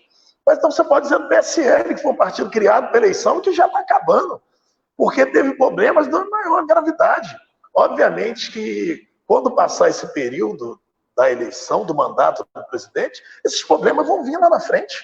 Como foi a denúncia? Infelizmente, em relação ao Lula, as denúncias teve muito mais a ver com a perspectiva do retorno dele do que das coisas que ele possa ser feito. Um ministro, minimamente, um juiz que se transformou ministro, minimamente sob suspeição. O papel que ele teve dentro de um processo eleitoral. Sendo que, agora, não dá para condenar um ex-presidente por crime indeterminado, porque o primo do parente, do amigo, do fulano, se fosse agora para prender por amigo, pega a morte da Marielle e vê os amigos de quem que está envolvido. Você vê o sistema da rachadinha, amigo de quem que está envolvido. Se você pegar essa turma que está financiando fake news que foi pego, o dono da Smart Fit, o dono da Avan, da Centauro, vai ver de quem são amigos. Talvez essas amizades no futuro trarão problema para o governante de hoje. Mas a gente tem que fazer esse debate de peito aberto. E eu tenho certeza que o Partido dos Trabalhadores, nossa militância, não vai perder essa oportunidade de fazer esse debate numa cidade importante como é Duque de Caxias. Uma cidade com quase 1 milhão de eleitores, de habitantes, mais de 600 mil eleitores. A segunda economia do nosso estado, talvez a 8ª, a 9ª do país, talvez aí está entre as 20 maiores cidades populacional. É um debate que a gente vai ter que fazer, ganhar ou perder a eleição do processo democrático. Mas discutir o processo, apresentar propostas, associar, porque você estava falando do cidadão no final, tudo isso que a gente discute, o camarada que não pode aposentar porque teve a reforma da Previdência, que está obrigando ele a trabalhar mais 15 anos, a pessoa que perdeu o emprego pela terceirização, a pessoa que foi para o MEI e hoje não tem como trabalhar, a pessoa da informalidade, o classe média, eles moram no município, num bairro dentro do município. Quem cuida das pessoas é o município. E esse debate tem que ser feito. Porque não dá para ser, quando teve lá aquela PEC da morte, acho que é PEC, a emenda 95, que tirou dinheiro da saúde e congelou por 20 anos, vai ver os deputados da Baixada Fluminense, os de Caxias, que votou. Aí agora reclama a falta de recurso. Vai ver como eles votaram lá, para congelar o orçamento da saúde, e agora são vítimas daquilo que eles fizeram. Isso tem consequência. A ação federal, ela explode no município onde as pessoas vivem. Não tem jeito. Então, essa discussão tem que ser feita. Aloysio, sem te cortar, mas já cortando, acho que semana passada o prefeito da cidade de Caxias esteve com o presidente da República. O mesmo prefeito, Washington Reis, no ano passado, ele faz um movimento, que é aquele movimento político para se aproximar do presidente, onde ele tira o nome de uma escola, que era uma escola que era uma homenagem a uma educadora, uma pessoa importante do ponto de vista dos movimentos sociais para a cidade, uma companheira que tinha todo um histórico, e aí coloca o nome do pai do presidente. Ele tira o nome da professora Edinha, que foi uma companheira de muito tempo do partido, e coloca do pai do presidente, que, a ligação com a cidade, aquilo que a gente entende como a identidade de uma cidade, o respeito de uma cidade, aquilo que é fundamental para coligar uma cidade, ele desprende ali, mas mais do que isso, ele faz um movimento. Para quem gosta de jogar xadrez, é como se ele tivesse feito um movimento de aproximação. Semana passada, o prefeito foi lá de novo, e numa posição muito superficiente, numa posição muito feia até do ponto de vista político, ele faz um outro movimento de aproximação para o presidente. Apesar da crise, de saúde pública, apesar da crise econômica, daqui a um tempo a gente vai ter eleições. A cidade hoje vive um momento muito delicado. Xerém sendo ocupada, muita gente falando aí por milícias, por grupos ligados ao prefeito, ali no entorno da Austin Luiz, novos conjuntos habitacionais sendo produzidos do nada, em cima do mangue, e aí com o aval da prefeitura também. Me parece muito que existe um grupo político que já está se articulando em torno dos seus interesses. Aí eu te pergunto, qual é a disposição hoje, você que é uma liderança do partido, você que hoje se coloca na posição de pré-candidato, de estar conversando, por exemplo, com as outras lideranças do campo que estaria mais próximo de você. Estaria conversando com o PDT, com o PSOL, com o PSB. Qual está sendo esse jogo aí para a gente entender um pouco? Porque eu não consigo entender, eu não consigo imaginar que diante do avanço tão forte de uma direita genocida, que as pessoas de mínimo de sanidade vai se manter isoladas, sozinhas. Qual está sendo esse avanço de tentar pensar aí uma frente para a cidade? Primeiro eu quero aqui até falar de um movimento que veio fora de Caxias, mas que tem reflexo, do deputado Marcelo Freixo, que recuou da sua candidatura quando viu que as forças progressistas de centro-esquerda, né, vamos dizer assim, não conseguiram unificar em uma candidatura. Porque para conter o crescimento dessa, no mínimo, direita neoliberal, para não dizer o fascista, né, dentro do que está se instalando no Brasil, a gente precisa desse desprendimento, de ter uma capacidade de unificar essa força, e 70% que nós somos. Obviamente, você pode fazer isso no primeiro momento, não ter um único candidato. Mas eu acho o movimento que o Marcelo Freixo fez de recuar, porque estava muito dividido para tentar construir essa única candidatura, eu acho que ele é importante e tem reflexo em outras cidades da região metropolitana. Obviamente, eu não nego a dificuldade, né, do processo de consolidação da nossa candidatura que a gente estava vivendo, né, a política, o poder da prefeitura municipal, ela é muito grande diante do militante do município, né? Você acaba sem muito espaço de produzir política, você ainda tem essas necessidades que o coronavírus acabou trazendo, e essa vamos dizer assim, necessidade de aproximação estrutural, né, pelo encanto do poder local, ele é muito grande. A gente, até o final do ano, início desse ano, a gente tinha um PT unificado na candidatura própria no nosso nome. Depois, entre janeiro, fevereiro e março, você teve a movimentação interna no PT, de aproximação com o prefeito, lideranças expressivas, eu vou aqui negar o nome, todo mundo sabe quem é, tentou fazer essa aproximação, mas, de fato, essa aproximação ela não é bem vista pelas estruturas partidárias de nível superior. Então, a gente está com uma discussão muito avançada no município, aí temos valorosos companheiros de luta que, apesar disso, não abriu mão. O companheiro que eu quero até citar o nome dele aí, em questão de solidariedade, o companheiro Bruno Leonardo, que eu acabei vendo uma postagem com a foto dele, né, uma pessoa conhecida dele fazendo comentários que não procede com um companheiro que a gente conhece, um cara que é democrático, um parceiro. Eu fiz questão de lá dar meu testemunho do que eu conheço do Bruno Leonardo, que acreditou e acredita nessa política, a Aline, a Rosa, a Arlete, o companheiro Max, o Marcos, Carvalho, a Fátima Andréia e centenas de outras pessoas se unificaram dentro do PT, dentro e fora da direção do movimento social, na defesa da nossa candidatura. E a gente vai fazer esse debate, enfrentando ele com a seriedade que tem que ser enfrentado. Mas é muito claro a linha de corte que tem, que é o limite do poder, o PT poder se aliar. A direção nacional tirou isso. E o prefeito não está dentro desse arco que a gente possa estar se aliando por uma lógica nacional, estadual. Né? O PT vai fazer aliança de centro-esquerda, não vejo problema, mas tem um certo filtro que tem que passar. Né?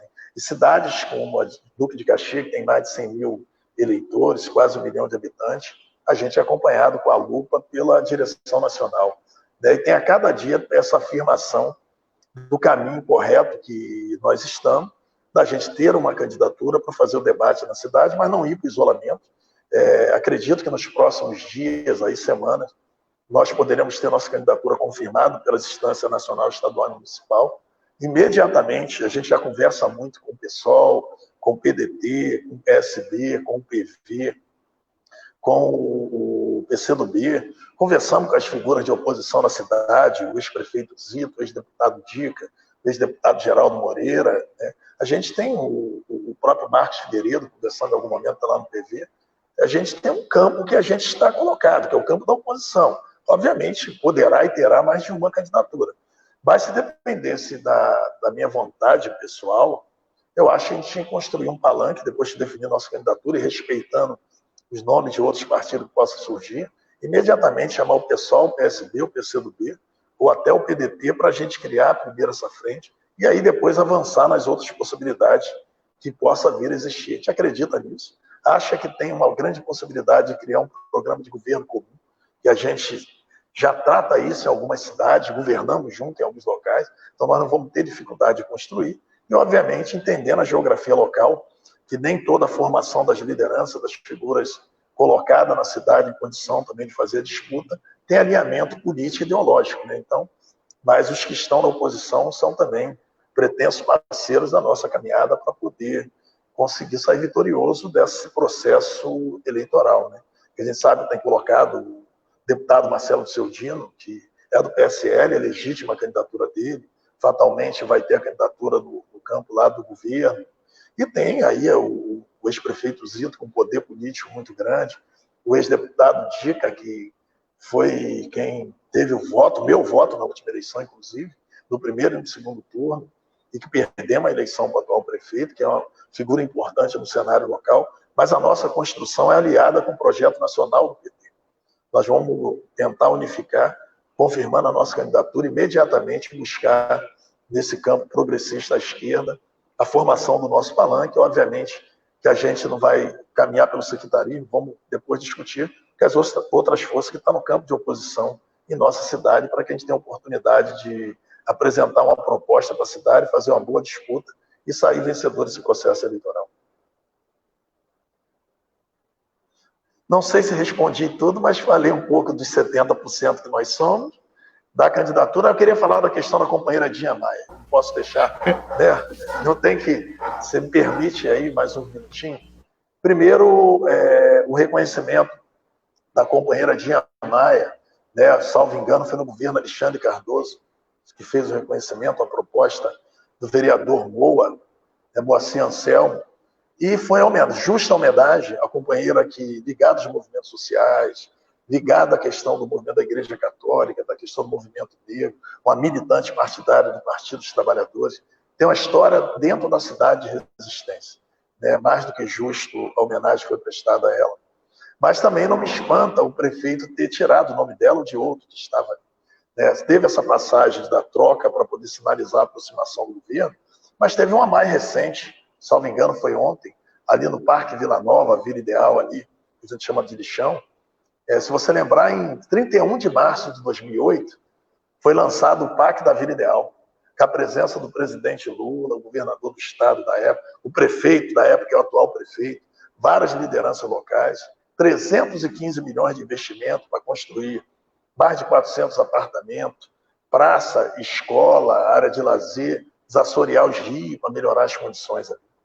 E naquela época também a ministra da Casa Civil era a ministra e ex-presidente Dilma Rousseff, que o prefeito chamava de mãe Dilma, mãe do PAC, né? Pai Lula, mãe Dilma, e bastou o processo político tomar outro rumo, que o prefeito não abriu mão de, mesmo estando ali com um problema de saúde e quase numa maca, numa cadeira de roda, e lá dar um voto pelo impeachment contra aquele que ele chamava de mãe, né? Que era mãe do PAC e tal. Como também agora fez menção ao investimento que a gente não sabe quanto, e merecidamente, né, os moradores ali da Vila Ideal, do Parque Vila Nova ali, do lixão, merecem todos os investimentos públicos, né, mas também merece ser respeitado as instituições que funcionam lá dentro, a Associação de Moradores, as ONGs, porque em locais como esse, né, como é a Vila Ideal, como é o Quarto 8 onde eu moro, as instituições, às vezes, elas têm muito mais força que os governos, porque o governo parece de tempo em tempo, mas as instituições estão lá dentro, tempo integral, cuidando das pessoas, tratando, alimentando quem precisa, arrumando medicamento, enterrando as pessoas quando, infelizmente, vem a óbito. Então, essas pessoas merecem ser tratadas com respeito e parece que aconteceu lá dentro da Vila Ideal não foi algo do Parque Vila Nova, não foi algo dessa natureza de respeito. Mas também negar o papel que o presidente Lula e a ex-presidente Dilma teve, né, no lançamento da pedra fundamental, liberar mais de 300 milhões para poder dar condição digna para aquelas famílias que ali estão, eu acho que também isso alinha, esquecer isso é semelhante, né, vou botar assim, do que também esquecer o legado de luta da companheira Edinha tem na cidade, de militância, e colocar o nome do PC, o Bolsonaro, PC Bolsonaro, que não tem uma história nem com o nosso Estado, muito menos na nossa cidade, mas só com uma maneira de agradar a figura do presidente para estar próximo do poder a qualquer custo, né? Eu acho que, por mais que a gente tenha compromisso de gerir a cidade, com a gestão da cidade, mas tem alguns valores que a gente não pode abrir mão, né? Que o governante não só trata com aliado, ele trata com governante. E os projetos têm que ser colocados em prática, independente da coloração partidária de quem seja prefeito, governador ou presidente da República. Então, eu acho que esse tipo de comportamento, no meu ponto de vista, obviamente, que ele é um erro. Em algum momento, as pessoas vão ser lembradas muito mais por esse comportamento gelatinoso do que os grandes feitos que possa ter feito em função disso, porque essas coisas têm consequência. E eu tenho certeza que parte dessa intolerância que a gente está vivendo no campo político, eleitoral, no mundo, tem a ver com aquele impeachment. Né? Não é comum você desfazer à vontade mais de 54 milhões de pessoas da forma que foi feita e as pessoas se sentiram agredidas, e muitas das pessoas passou a achar que se pode ali, pode em qualquer lugar. E às vezes, aquele que tirou um governante que não cometeu um crime, muitas das vezes governa condenado, né? E aí há uma contradição entre o tratamento que foi dado, que é aquele que não cometeu um crime, ou aquela, ou a pessoa que tem condenação por um crime e mesmo assim luta para se manter na gestão daquilo que conquistou pelo voto soberano, democrático do eleitor. Não que eu ache que a condenação deva tirar as pessoas, a pessoa tem que lutar para continuar sendo mantida se a justiça se permite. O errado foi o que foi feito no processo de impeachment com a ex-presidente Dilma, que você interrompeu a vontade popular e governos ruins, né, vamos dizer que o governo... Acho que realmente na questão da Dilma, na questão do Lula, a gente percebe que percebe que tem todos os erros. No da Dilma em particular, a imprensa comenta muito pouco o fato de que ela, em várias instâncias, percebeu-se a fragilidade das acusações. Então, boa parte dos processos da carreira, depois ela foi completamente absorvida. Tá ficando ruim o som, tá ficando ruim, Eduardo. Então, ela acabou sendo completamente absorvida. Acho que o papo foi legal. Só queria lembrar que você falou aí, tem gente condenada, realmente o próprio prefeito aí já teve condenação pelo STF. Outra coisa que eu acho que a gente tem que lembrar e que é muito séria é a questão de que o partido tem que tomar uma posição, sobretudo se a gente lembrar o fato de que o prefeito saiu daqui de cadeira de rodas para ser simbolicamente o primeiro a votar contra a presidenta Dilma Rousseff. Isso sempre me chamou a atenção se o que não estava em jogo era o grande legado do Eduardo Cunha, né, que é o que está na baila da política hoje no Rio de Janeiro. Quem assume o curral eleitoral do Eduardo Cunha? E aí a gente sabe que a aproximação do prefeito com o próprio presidente hoje, ela tem aí um interesse muito grande numa base eleitoral que passa pelo voto segmentado religioso, por tecnologias que são tecnologias de pressão em determinadas comunidades, a forte relação com milícias. Então, acho que a gente tem que pensar bem como vamos nos posicionar perante o avanço desses grupos que estão claramente se posicionando na cidade. Eu vou fazer um convite a você, que é um convite que eu venho fazendo aqui a algumas pessoas que eu estou conversando. A necessidade da gente começar a discutir o orçamento da cidade de Duque de Caxias. E aí, dentro dessa perspectiva de grupos de centro, de esquerda, tá mais do que na hora da gente pensar em duas questões importantes na cidade. Que orçamento é esse que a cidade tem? Um orçamento na projeção de 2020 que beirava os 3 bilhões e meio, eu acredito que tenha sido bem menos, mas mesmo assim um orçamento muito grande. E que economia é essa da cidade que a gente não vê em nenhum momento uma discussão mais séria, mais organizada? A gente tem um polo petroquímico muito forte, a gente tem uma operação logística enorme, a gente tem centros comerciais, que são centros comerciais muito grandes.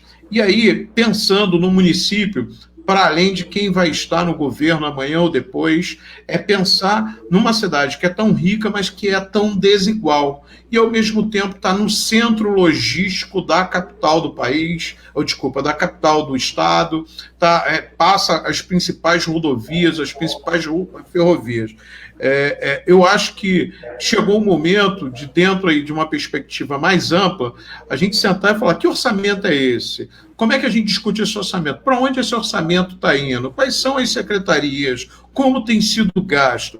Ou como a cidade está se pensando economicamente? É importante a gente lembrar que a cidade tem problema de água, tem problema de esgoto, tem problema de saneamento, tem uma série de problemas e que também ela não pode se pensar sozinha. A cidade está interligada com Belford Roxo, com Nova Iguaçu, com São João, e pensar hoje soluções para a cidade é pensar soluções metropolitanas, pensar soluções para o todo, né?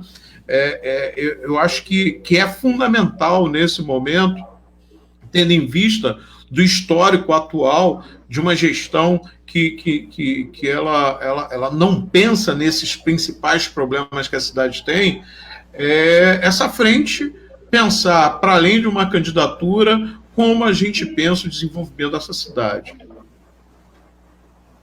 É isso. O Prati, deixa eu terminar o que eu estava falando naquela hora, falando em relação, obviamente, se a justiça, as pessoas são condenadas, elas precisam, se for por vontade da justiça dentro do campo legal, ser retirada do seu mandato, seja retirado, que o vice assuma, se for a chapa que foi ilegal, que saia, tenha nova eleição. Mas tem uma coisa que, para mim, precede a isso. Eu acho que se o governo é ruim, ele tem que ser trocado nas urnas. Não deve ser antecipado um processo. Entendeu? Porque existe suposta maioria, porque eu não tenho simpatia ou antipatia. O governo ruim se troca nas urnas e, obviamente, o eleitor, em Caxias, ele não vem, tirando a reeleição do prefeito Zito em 2000, o eleitor em Caxias não vem votando em candidato de reeleição. Ele tem renovado, porque ele também é exigente quanto àquilo que ele está vivendo. E o cenário de Caxias agora não é diferente. Eu acredito que será renovado o processo da gestão da cidade de Duque de Caxias. Também espero que tenhamos uma Câmara de Vereadores minimamente mais atuante, talvez, do que essa representação que tem hoje, que possa ajudar o prefeito a pensar a cidade, as alternativas, não meramente dar prosseguimento àquilo que vem do Poder Executivo. Então, a gente espera que isso também aconteça. E, obviamente, a gente tem que discutir o orçamento da cidade. O problema da pandemia ela é séria em algumas cidades. E na nossa cidade, esse problema ainda é maior. Porque você tem hoje um derrame de petróleo no mundo, né, vamos dizer assim, você tem um barril de petróleo com preço muito baixo. Então, as consequências que temos da arrecadação em função da nossa reduta, em função do petróleo, também reduz bastante diante do preço do barril de petróleo. Então, isso acaba agravando muito mais a crise em nossa cidade. Então, eu acredito que a gente não vai precisar eu não estou falando sobre o nosso programa de governo, que obviamente a gente tem que ser consolidado como candidato, discutir um programa com os parceiros, Mas uma coisa eu tenho certeza, a gente não precisa de projeto mirabolante. A gente precisa botar a funcionar aquilo que precisa funcionar, cuidar das pessoas, dar condições para as pessoas subsistir, obviamente tratar essa questão de emprego, que é muito sério, e isso está ligado também com a questão da violência. O município tem que se abrir essa perspectiva de emprego. A gente já não é tanto uma cidade dormitório como era há décadas passadas. A gente tem como recuperar algumas coisas por dentro da cidade e a gente cuidar da cidade de verdade. Porque às vezes a gente acaba tendo um governante que tem uns projetos, megaloprojetos, mas aí lá na ponta, coisa simples, não tem. E aí essa pandemia veio desnudar isso, né? Porque a gente era visto até então, antes da pandemia, que era cidade maravilhosa em relação à saúde, vamos fazer do câncer, dos olhos, do Moacir do Carmo. Quando o pastor tem a pandemia, as pessoas estão morrendo de gripe. As pessoas não têm os remédios. Entendeu? Então a situação é muito grave. Entendeu? A gente não conseguiu criar as condições para que o estudante, que muitos deles de origem muito humilde, que tinha sua alimentação, era uma das alimentações do dia, era dada dentro da escola, a gente se enrolou com esse processo do aplicativo aí, que muitas pessoas não estão tendo o que comer. Então, é um processo muito sério, então se preocupou com coisas grandes demais e esqueceram do simples, onde estão as pessoas, onde trata da vida das pessoas. Então, a gente vai ter que ter essa consciência para a gente cuidar das pessoas, pensar o orçamento da cidade, discutir com a cidade. Não estou falando que vai fazer orçamento participativo ou não, mas a gente tem os conselhos que devem ser considerados, né? Os conselhos de saúde, os conselhos sociais, o conselho do desenvolvimento econômico, de cultura. A gente tem que ouvir que essas pessoas representam também o cidadão e pode ajudar na construção de uma cidade interligada. Nós temos uma condição nossa de mobilidade urbana muito ruim. Nós temos aquela rodoviária na entrada de Caxias que atrapalha todo um processo de mobilidade. Você não tem uma interligação entre os transportes, né? Seja ele transporte rodoviário com transporte ferroviário. Então, a gente tem que pensar essa cidade pelo tamanho que ela tem de orçamento, porque parece que a cidade é pensada com o tamanho que tem do IDH, do Índice de Desenvolvimento Humano. Aí a gente é 54º, 56º. Então, a gente tem que pensar com o tamanho que Caxias merece ser pensado.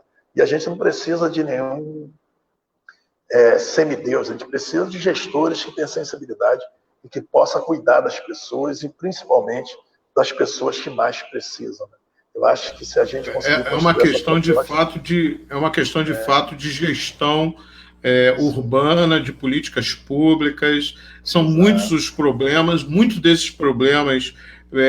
Eu fujo de falar a palavra que são fáceis de serem resolvidas, não são fáceis, mas ele cabe ao poder do gestor e, sobretudo, quando você tem uma gestão democrática, quando você tem uma gestão que você chama a sociedade de gestão com você deixa claro que qualquer mudança, qualquer alteração, ela tem como benefício a própria sociedade. O que a gente vê muito pouco é isso. Você tocou aí, por exemplo, numa questão que há anos qualquer pessoa minimamente sensata diz que as rodoviárias em Caxias elas não são pensadas para, de fato, desobstruir o trânsito, para fazer com que o trânsito corra, para fazer com que o fluxo aconteça.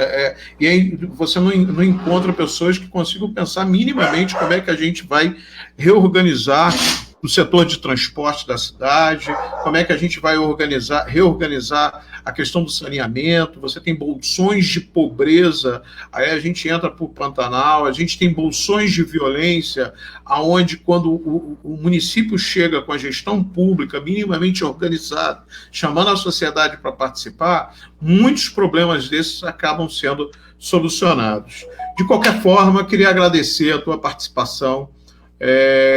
Eu acho que a gente vai fazer outras conversas iguais a essa. Gostei muito desse indicativo que você deixou de que há uma necessidade nesse momento de se criar um diálogo, sobretudo aí nesse nosso campo, que é um campo de esquerda, de centro, um campo que é capaz de dialogar em torno de propostas sociais, propostas para a cidade, A cidade, ela é uma espécie de retrato 3x4 do Brasil, com todas as suas contradições, com todos os seus dilemas, com a questão da violência cada vez avançando mais. Me preocupa muito a articulação hoje que parte das milícias tem com um poder instituído na cidade. Quando você fala, por exemplo, da questão da homenagem ao pai do presidente numa escola, eu fico me perguntando muito qual o papel de um vereador na cidade. A gente depois vai fazer um outro programa discutindo o papel de um vereador na cidade, porque me impressiona quando você vai ver o histórico de alguns vereadores e acaba se reduzindo a colocar nome de rua, a fazer menção honrosa a fulano, cicrano, beltrano, a homenagear personalidades. É impressionante porque a gente tem profundos problemas que a cidade passa, e aí o vereador perde, ele mobiliza recursos, ele tem uma série de assessores, ele tem um salário por trás, e aí esse cara trabalha em torno de uma ideia de que tem que fazer uma homenagem. Não que eu não acho que tenha que fazer homenagem, mas você vai encontrar vereadores passando uma gestão inteira que não consegue fazer uma proposta de fato que toque nas questões urbanísticas, na questão do planejamento urbano, na questão da desigualdade, na gestão dos recursos da cidade, para onde a cidade cresce, como cresce. Por outro lado, vem aqueles causos, né? Eu vou convidar algumas pessoas, que eu vou trazer alguns causos da cidade. Existem os causos dos vereadores também que achavam que tinham poder de polícia de ir lá cobrar do empresário A, B ou C, e acabaram não se dando bem, confundindo o papel. Qual o papel do vereador? Assim como tem que ter clareza qual o papel de um prefeito, sobretudo diante de uma pandemia. Então, queria te agradecer muito esse momento de diálogo. Acho que é importante, sempre trabalhando com essa simplicidade, porque o momento da política é construir diálogo com as pessoas e tornar claro o que está acontecendo, né? E aí eu deixo você para fazer uma fala final e agradecimento a todos que nos escutaram. Eudemar, que está aí, grande amigo, tá certo? Eudemar vai fazer parte também, vai conversar qualquer dia aqui com a gente sobre cultura na cidade. O Bruno Leonardo, que está lá também. Vicente Portela, que passou por aqui. Vicente Portela é um grande amigo que já está convidado para a gente conversar um pouco sobre a questão do saneamento, a questão das políticas públicas que envolve tanto a cidade como a região metropolitana. Vai lá, sua fala final. Eu deixei aqui no final, não por acaso, para agradecer, obviamente, né, a você, parceiro, pelo convite, a todos os espectadores que nos assistiram, que estão nos assistindo, que irão nos assistir. Eu vou me apresentar da forma diferente agora no final, para depois falar dos funcionários públicos em geral, em especial de Caxias. Eu sou morador do Quarto 8, estudei na Escola Municipal Dr. Gastão Reis, no primário, no ginásio no Irineu Marinho, terminei meu segundo grau ali atrás das sendas, que eu trabalhava na rede ferroviária viajando, então fiz o Centro de Estudo Supletivo, onde nosso querido amigo Miguel Pigian, muitos anos trabalha lá. Grande amigo. Fui estagiário, saí do Senai, me formei em torneiro mecânico no CFP10, Centro de Formação Profissional de Duque de Caxias. Era cotista da empresa de ônibus Reginas, eu recebia meio salário mínimo para ter uma profissão. Saí de lá para estagiar na rede ferroviária com 17 anos. Fiquei lá até 30 anos de idade, fiquei 12 para 13 anos lá. Saí de lá, prestei concurso para a Casa da Moeda do Brasil, tive a felicidade de ser primeiro colocado na área técnica de mecânica. Estou lá há 18 anos, eu tenho 31 anos de carteira assinada como servidor público. E eu acho que não tem nada mais gratificante do que ser um servidor público. Por isso muitas pessoas concorrem, fazem concurso, se prepara, se qualifica, porque não é só pela segurança do seu trabalho, né? A estabilidade do seu trabalho, é pelo aquele papel de servir o cidadão, que está acima de todas as coisas. E muito incomoda quando a gente vê o governo federal tratar o servidor como parasita, como alguém com uma falta de respeito, e acabar encontrando alinhamento nesse tipo de tratamento no governo municipal. Porque um servidor inativo ou pensionista, ele doa parte da sua vida servindo o cidadão da cidade. Tem que ser tratado com respeito. As pessoas têm que receber seu salário. O servidor ativo, ele é que cuida das pessoas nesse momento, são eles que estão salvando vida na saúde, que cuida do nosso jovem, nossas crianças dentro da escola, que cuida das pessoas nos espaços públicos, um servidor público da Guarda Municipal, que agora, muito tempo que a gente não tem um concurso público na nossa cidade, e discutir, armar a Guarda Municipal e dizer para que vale a pena pagar um guarda se ele não está armado, quer dizer, está distorcendo a natureza. O conflito do Guarda Municipal é organizar a cidade, é tratar como ambulante. Não pode ser arma de fogo a solução do tratamento para as pessoas que são ambulantes, que são pessoas que estão buscando a melhor maneira de subsistir, entendeu? Então, esse tratamento ao servidor público, eu acho que é o caminho decente para aquele que depois atende a sociedade. Mas, obviamente, você atende a sociedade quando você tem bem, quando você tem a tranquilidade, que você também tem uma família, você necessita receber seus proventos, seu salário, ser tratado com respeito, ser tratado dignamente, que os representantes dessas categorias, seja o CEP, ou seja outro servidor, tem que ser tratado com respeito, que são representantes, não é para ser percebido na cidade. Eu sou servidor, sou representante sindical, sei a responsabilidade que a gente tem com aquilo que a gente exerce, como outro colega também tem na conta. Então, eu queria deixar essa fase final aqui de agradecer a você e dizer ao servidor de Duque de Caxias que isso está passando. Estou dizendo que será eu ou outro, mas essa situação que o servidor viveu, né, em Duque de Caxias nesses últimos anos, isso tem que acabar. Isso não pode permanecer desse jeito, porque são os servidores que representam o Estado, o município, na presença ali de lidar com o cidadão. Né? E o cidadão é o motivo de todas as coisas. Né?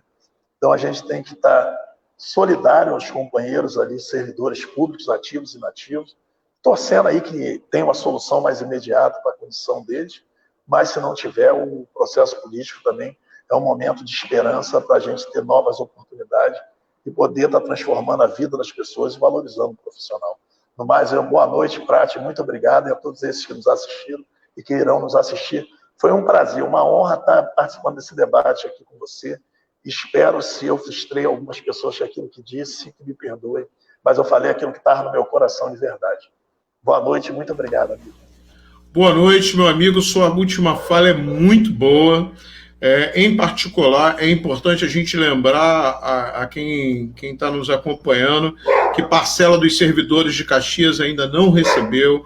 Os aposentados estão em uma situação muito complicada.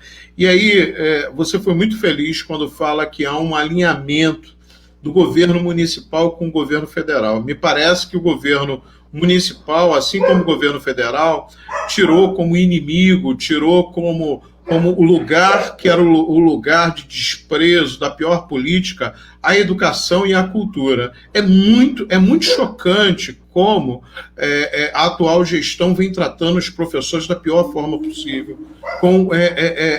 inclusive na ordem de pagamento dos aposentados, sempre colocando os professores, a categoria dos professores aposentados em último lugar, as constantes humilhações que fez aos professores da cidade no momento que os professores iam tentar dialogar com o prefeito.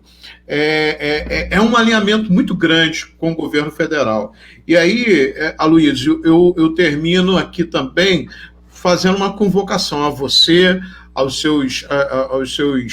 pessoas que te apoiam, às pessoas que estão nos vendo. A gente há algum tempo a situação dos artistas da cidade está muito difícil, muito difícil. O governo federal houve uma grande campanha em nível federal, em nível nacional, liderado por uma série de pessoas, como a Jandira Fegali, a nossa Benedita da Silva, e mais uma série de deputados que tiveram uma importância fundamental, onde colocaram a cultura como uma questão de papo na nossa sociedade. E aí existe um fundo nacional, e esse fundo foi constituído ao longo do tempo e muito pela própria ação da cultura nacional. Avançou-se na Câmara Municipal, a aprovação desse fundo, que fez uma justíssima homenagem ao Aldir Blanc, com o nome de Lei Aldir Blanc.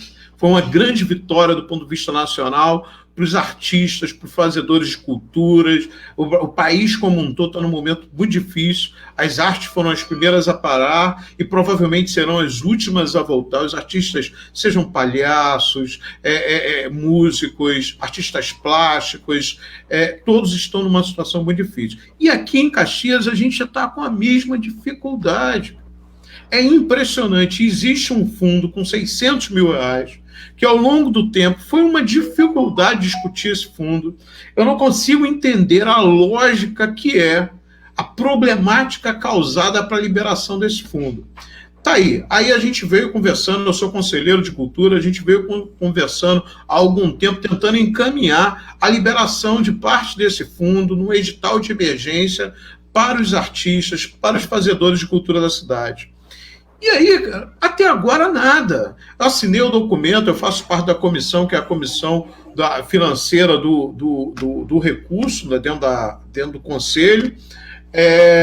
Eu já foi assinado há 10, 15 dias atrás, ia para a Câmara, não foi para a Câmara, a gente não percebe um esforço, a imagem, a impressão que fica é que quem está dentro desse processo não percebe a realidade de emergência das pessoas que têm fome.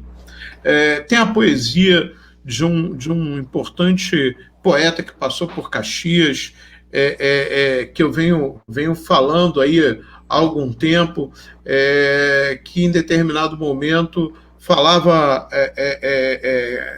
da fome, né? Em Caxias tem gente com fome. Tem gente com fome é uma frase muito forte, mas que traduz esse momento que a gente está vivendo. Solano Trindade ele foi muito assertivo, e é uma pena hoje a gente falar do mesmo problema, depois de tanto tempo. Tem gente com fome, seja por causa da crise, seja por causa do Covid, seja pela desarticulação. E aí eu vou te fazer um pedido, que você se some no seu Facebook, nas suas redes sociais. A seguinte pergunta: cadê o edital de emergência para os artistas de Duque de Caxias? Cadê? Esse é um pedido que eu faço para encerrar aqui, tá certo? Só para encerrar mesmo, Prates, na verdade, eu tinha me preparado para falar também do projeto de lei 1075 de 2020, mas eu queria só, de fato, homenagear todos os movimentos de cultura que se mobilizou para isso. Eu acompanhei isso muito de perto pela CUT. Eu sou representante, estou secretário de combate ao racismo da CUT estadual, e junto com a companheira Clarice, que é da cultura ali, com todo apoio, a deputada Benedita da Silva, a deputada Jandira Fegari, que foram as leoas nessa luta e conseguiram aprovar na Câmara. A gente espera ter o mesmo sucesso no Senado. Mas tem uma coisa que é importante: quando você tem parlamentares comprometidos, as coisas acontecem. Infelizmente, isso não reflete nas câmaras municipais. Então, fica uma pressão dos movimentos sociais junto ao Poder Executivo e não tendo a mediação ali do parlamento municipal, né? Então, mas pode contar que colocarei isso na minha página de Facebook, participarei da campanha, que se tem um fundo. Nós temos vários amigos artistas que viviam da noite, que em função, obviamente, do isolamento social, né, não é todo mundo que consegue fazer uma live no Facebook e ter o apoio no Instagram do supermercado da Brahma Presunic. Então, são pessoas que levavam seu ganha-pão para dentro de casa, fruto da arte, seja a arte circense, seja a cultura da música, do teatro, da dança, qual for, da capoeira, né, que também é um instrumento cultural, além de ser esportivo. Então, a gente sabe que essas pessoas precisam subsistir, né? E o mínimo que se espera é que o Poder Municipal cuidasse dessas pessoas, que nossos representantes da Câmara pudesse dar voz, que esse é o papel, né, ao segmento da sociedade que está desamparado, e nesse momento o nosso povo da cultura ficou no relento, e é importante a gente estar agregando, que são chefes de famílias e que faz parte da identidade, no nosso caso, da nossa cidade. Mais uma vez, aí, obrigado, estamos juntos. Se precisar, eu estou à disposição, Prati. Muito obrigado pela oportunidade mesmo. E boa noite a todos. Valeu. Obrigado a todos que estão nos assistindo, obrigado àqueles que vão depois entrar em contato com essa live. É muito bom esse bate-papo, esse encontro, e a gente vai estar... Eu tenho recebido algumas mensagens de algumas pessoas que têm gostado bastante. Isso tem me entusiasmado a fazer outras. Inclusive, tem algumas pessoas que estão pedindo para que eu, como professor, comece a fazer algumas aulas, videoaulas também. Isso tem me entusiasmado muito. Então, queria agradecer a todos que nos assistem e obrigado. Boa noite a todos. Grande abraço.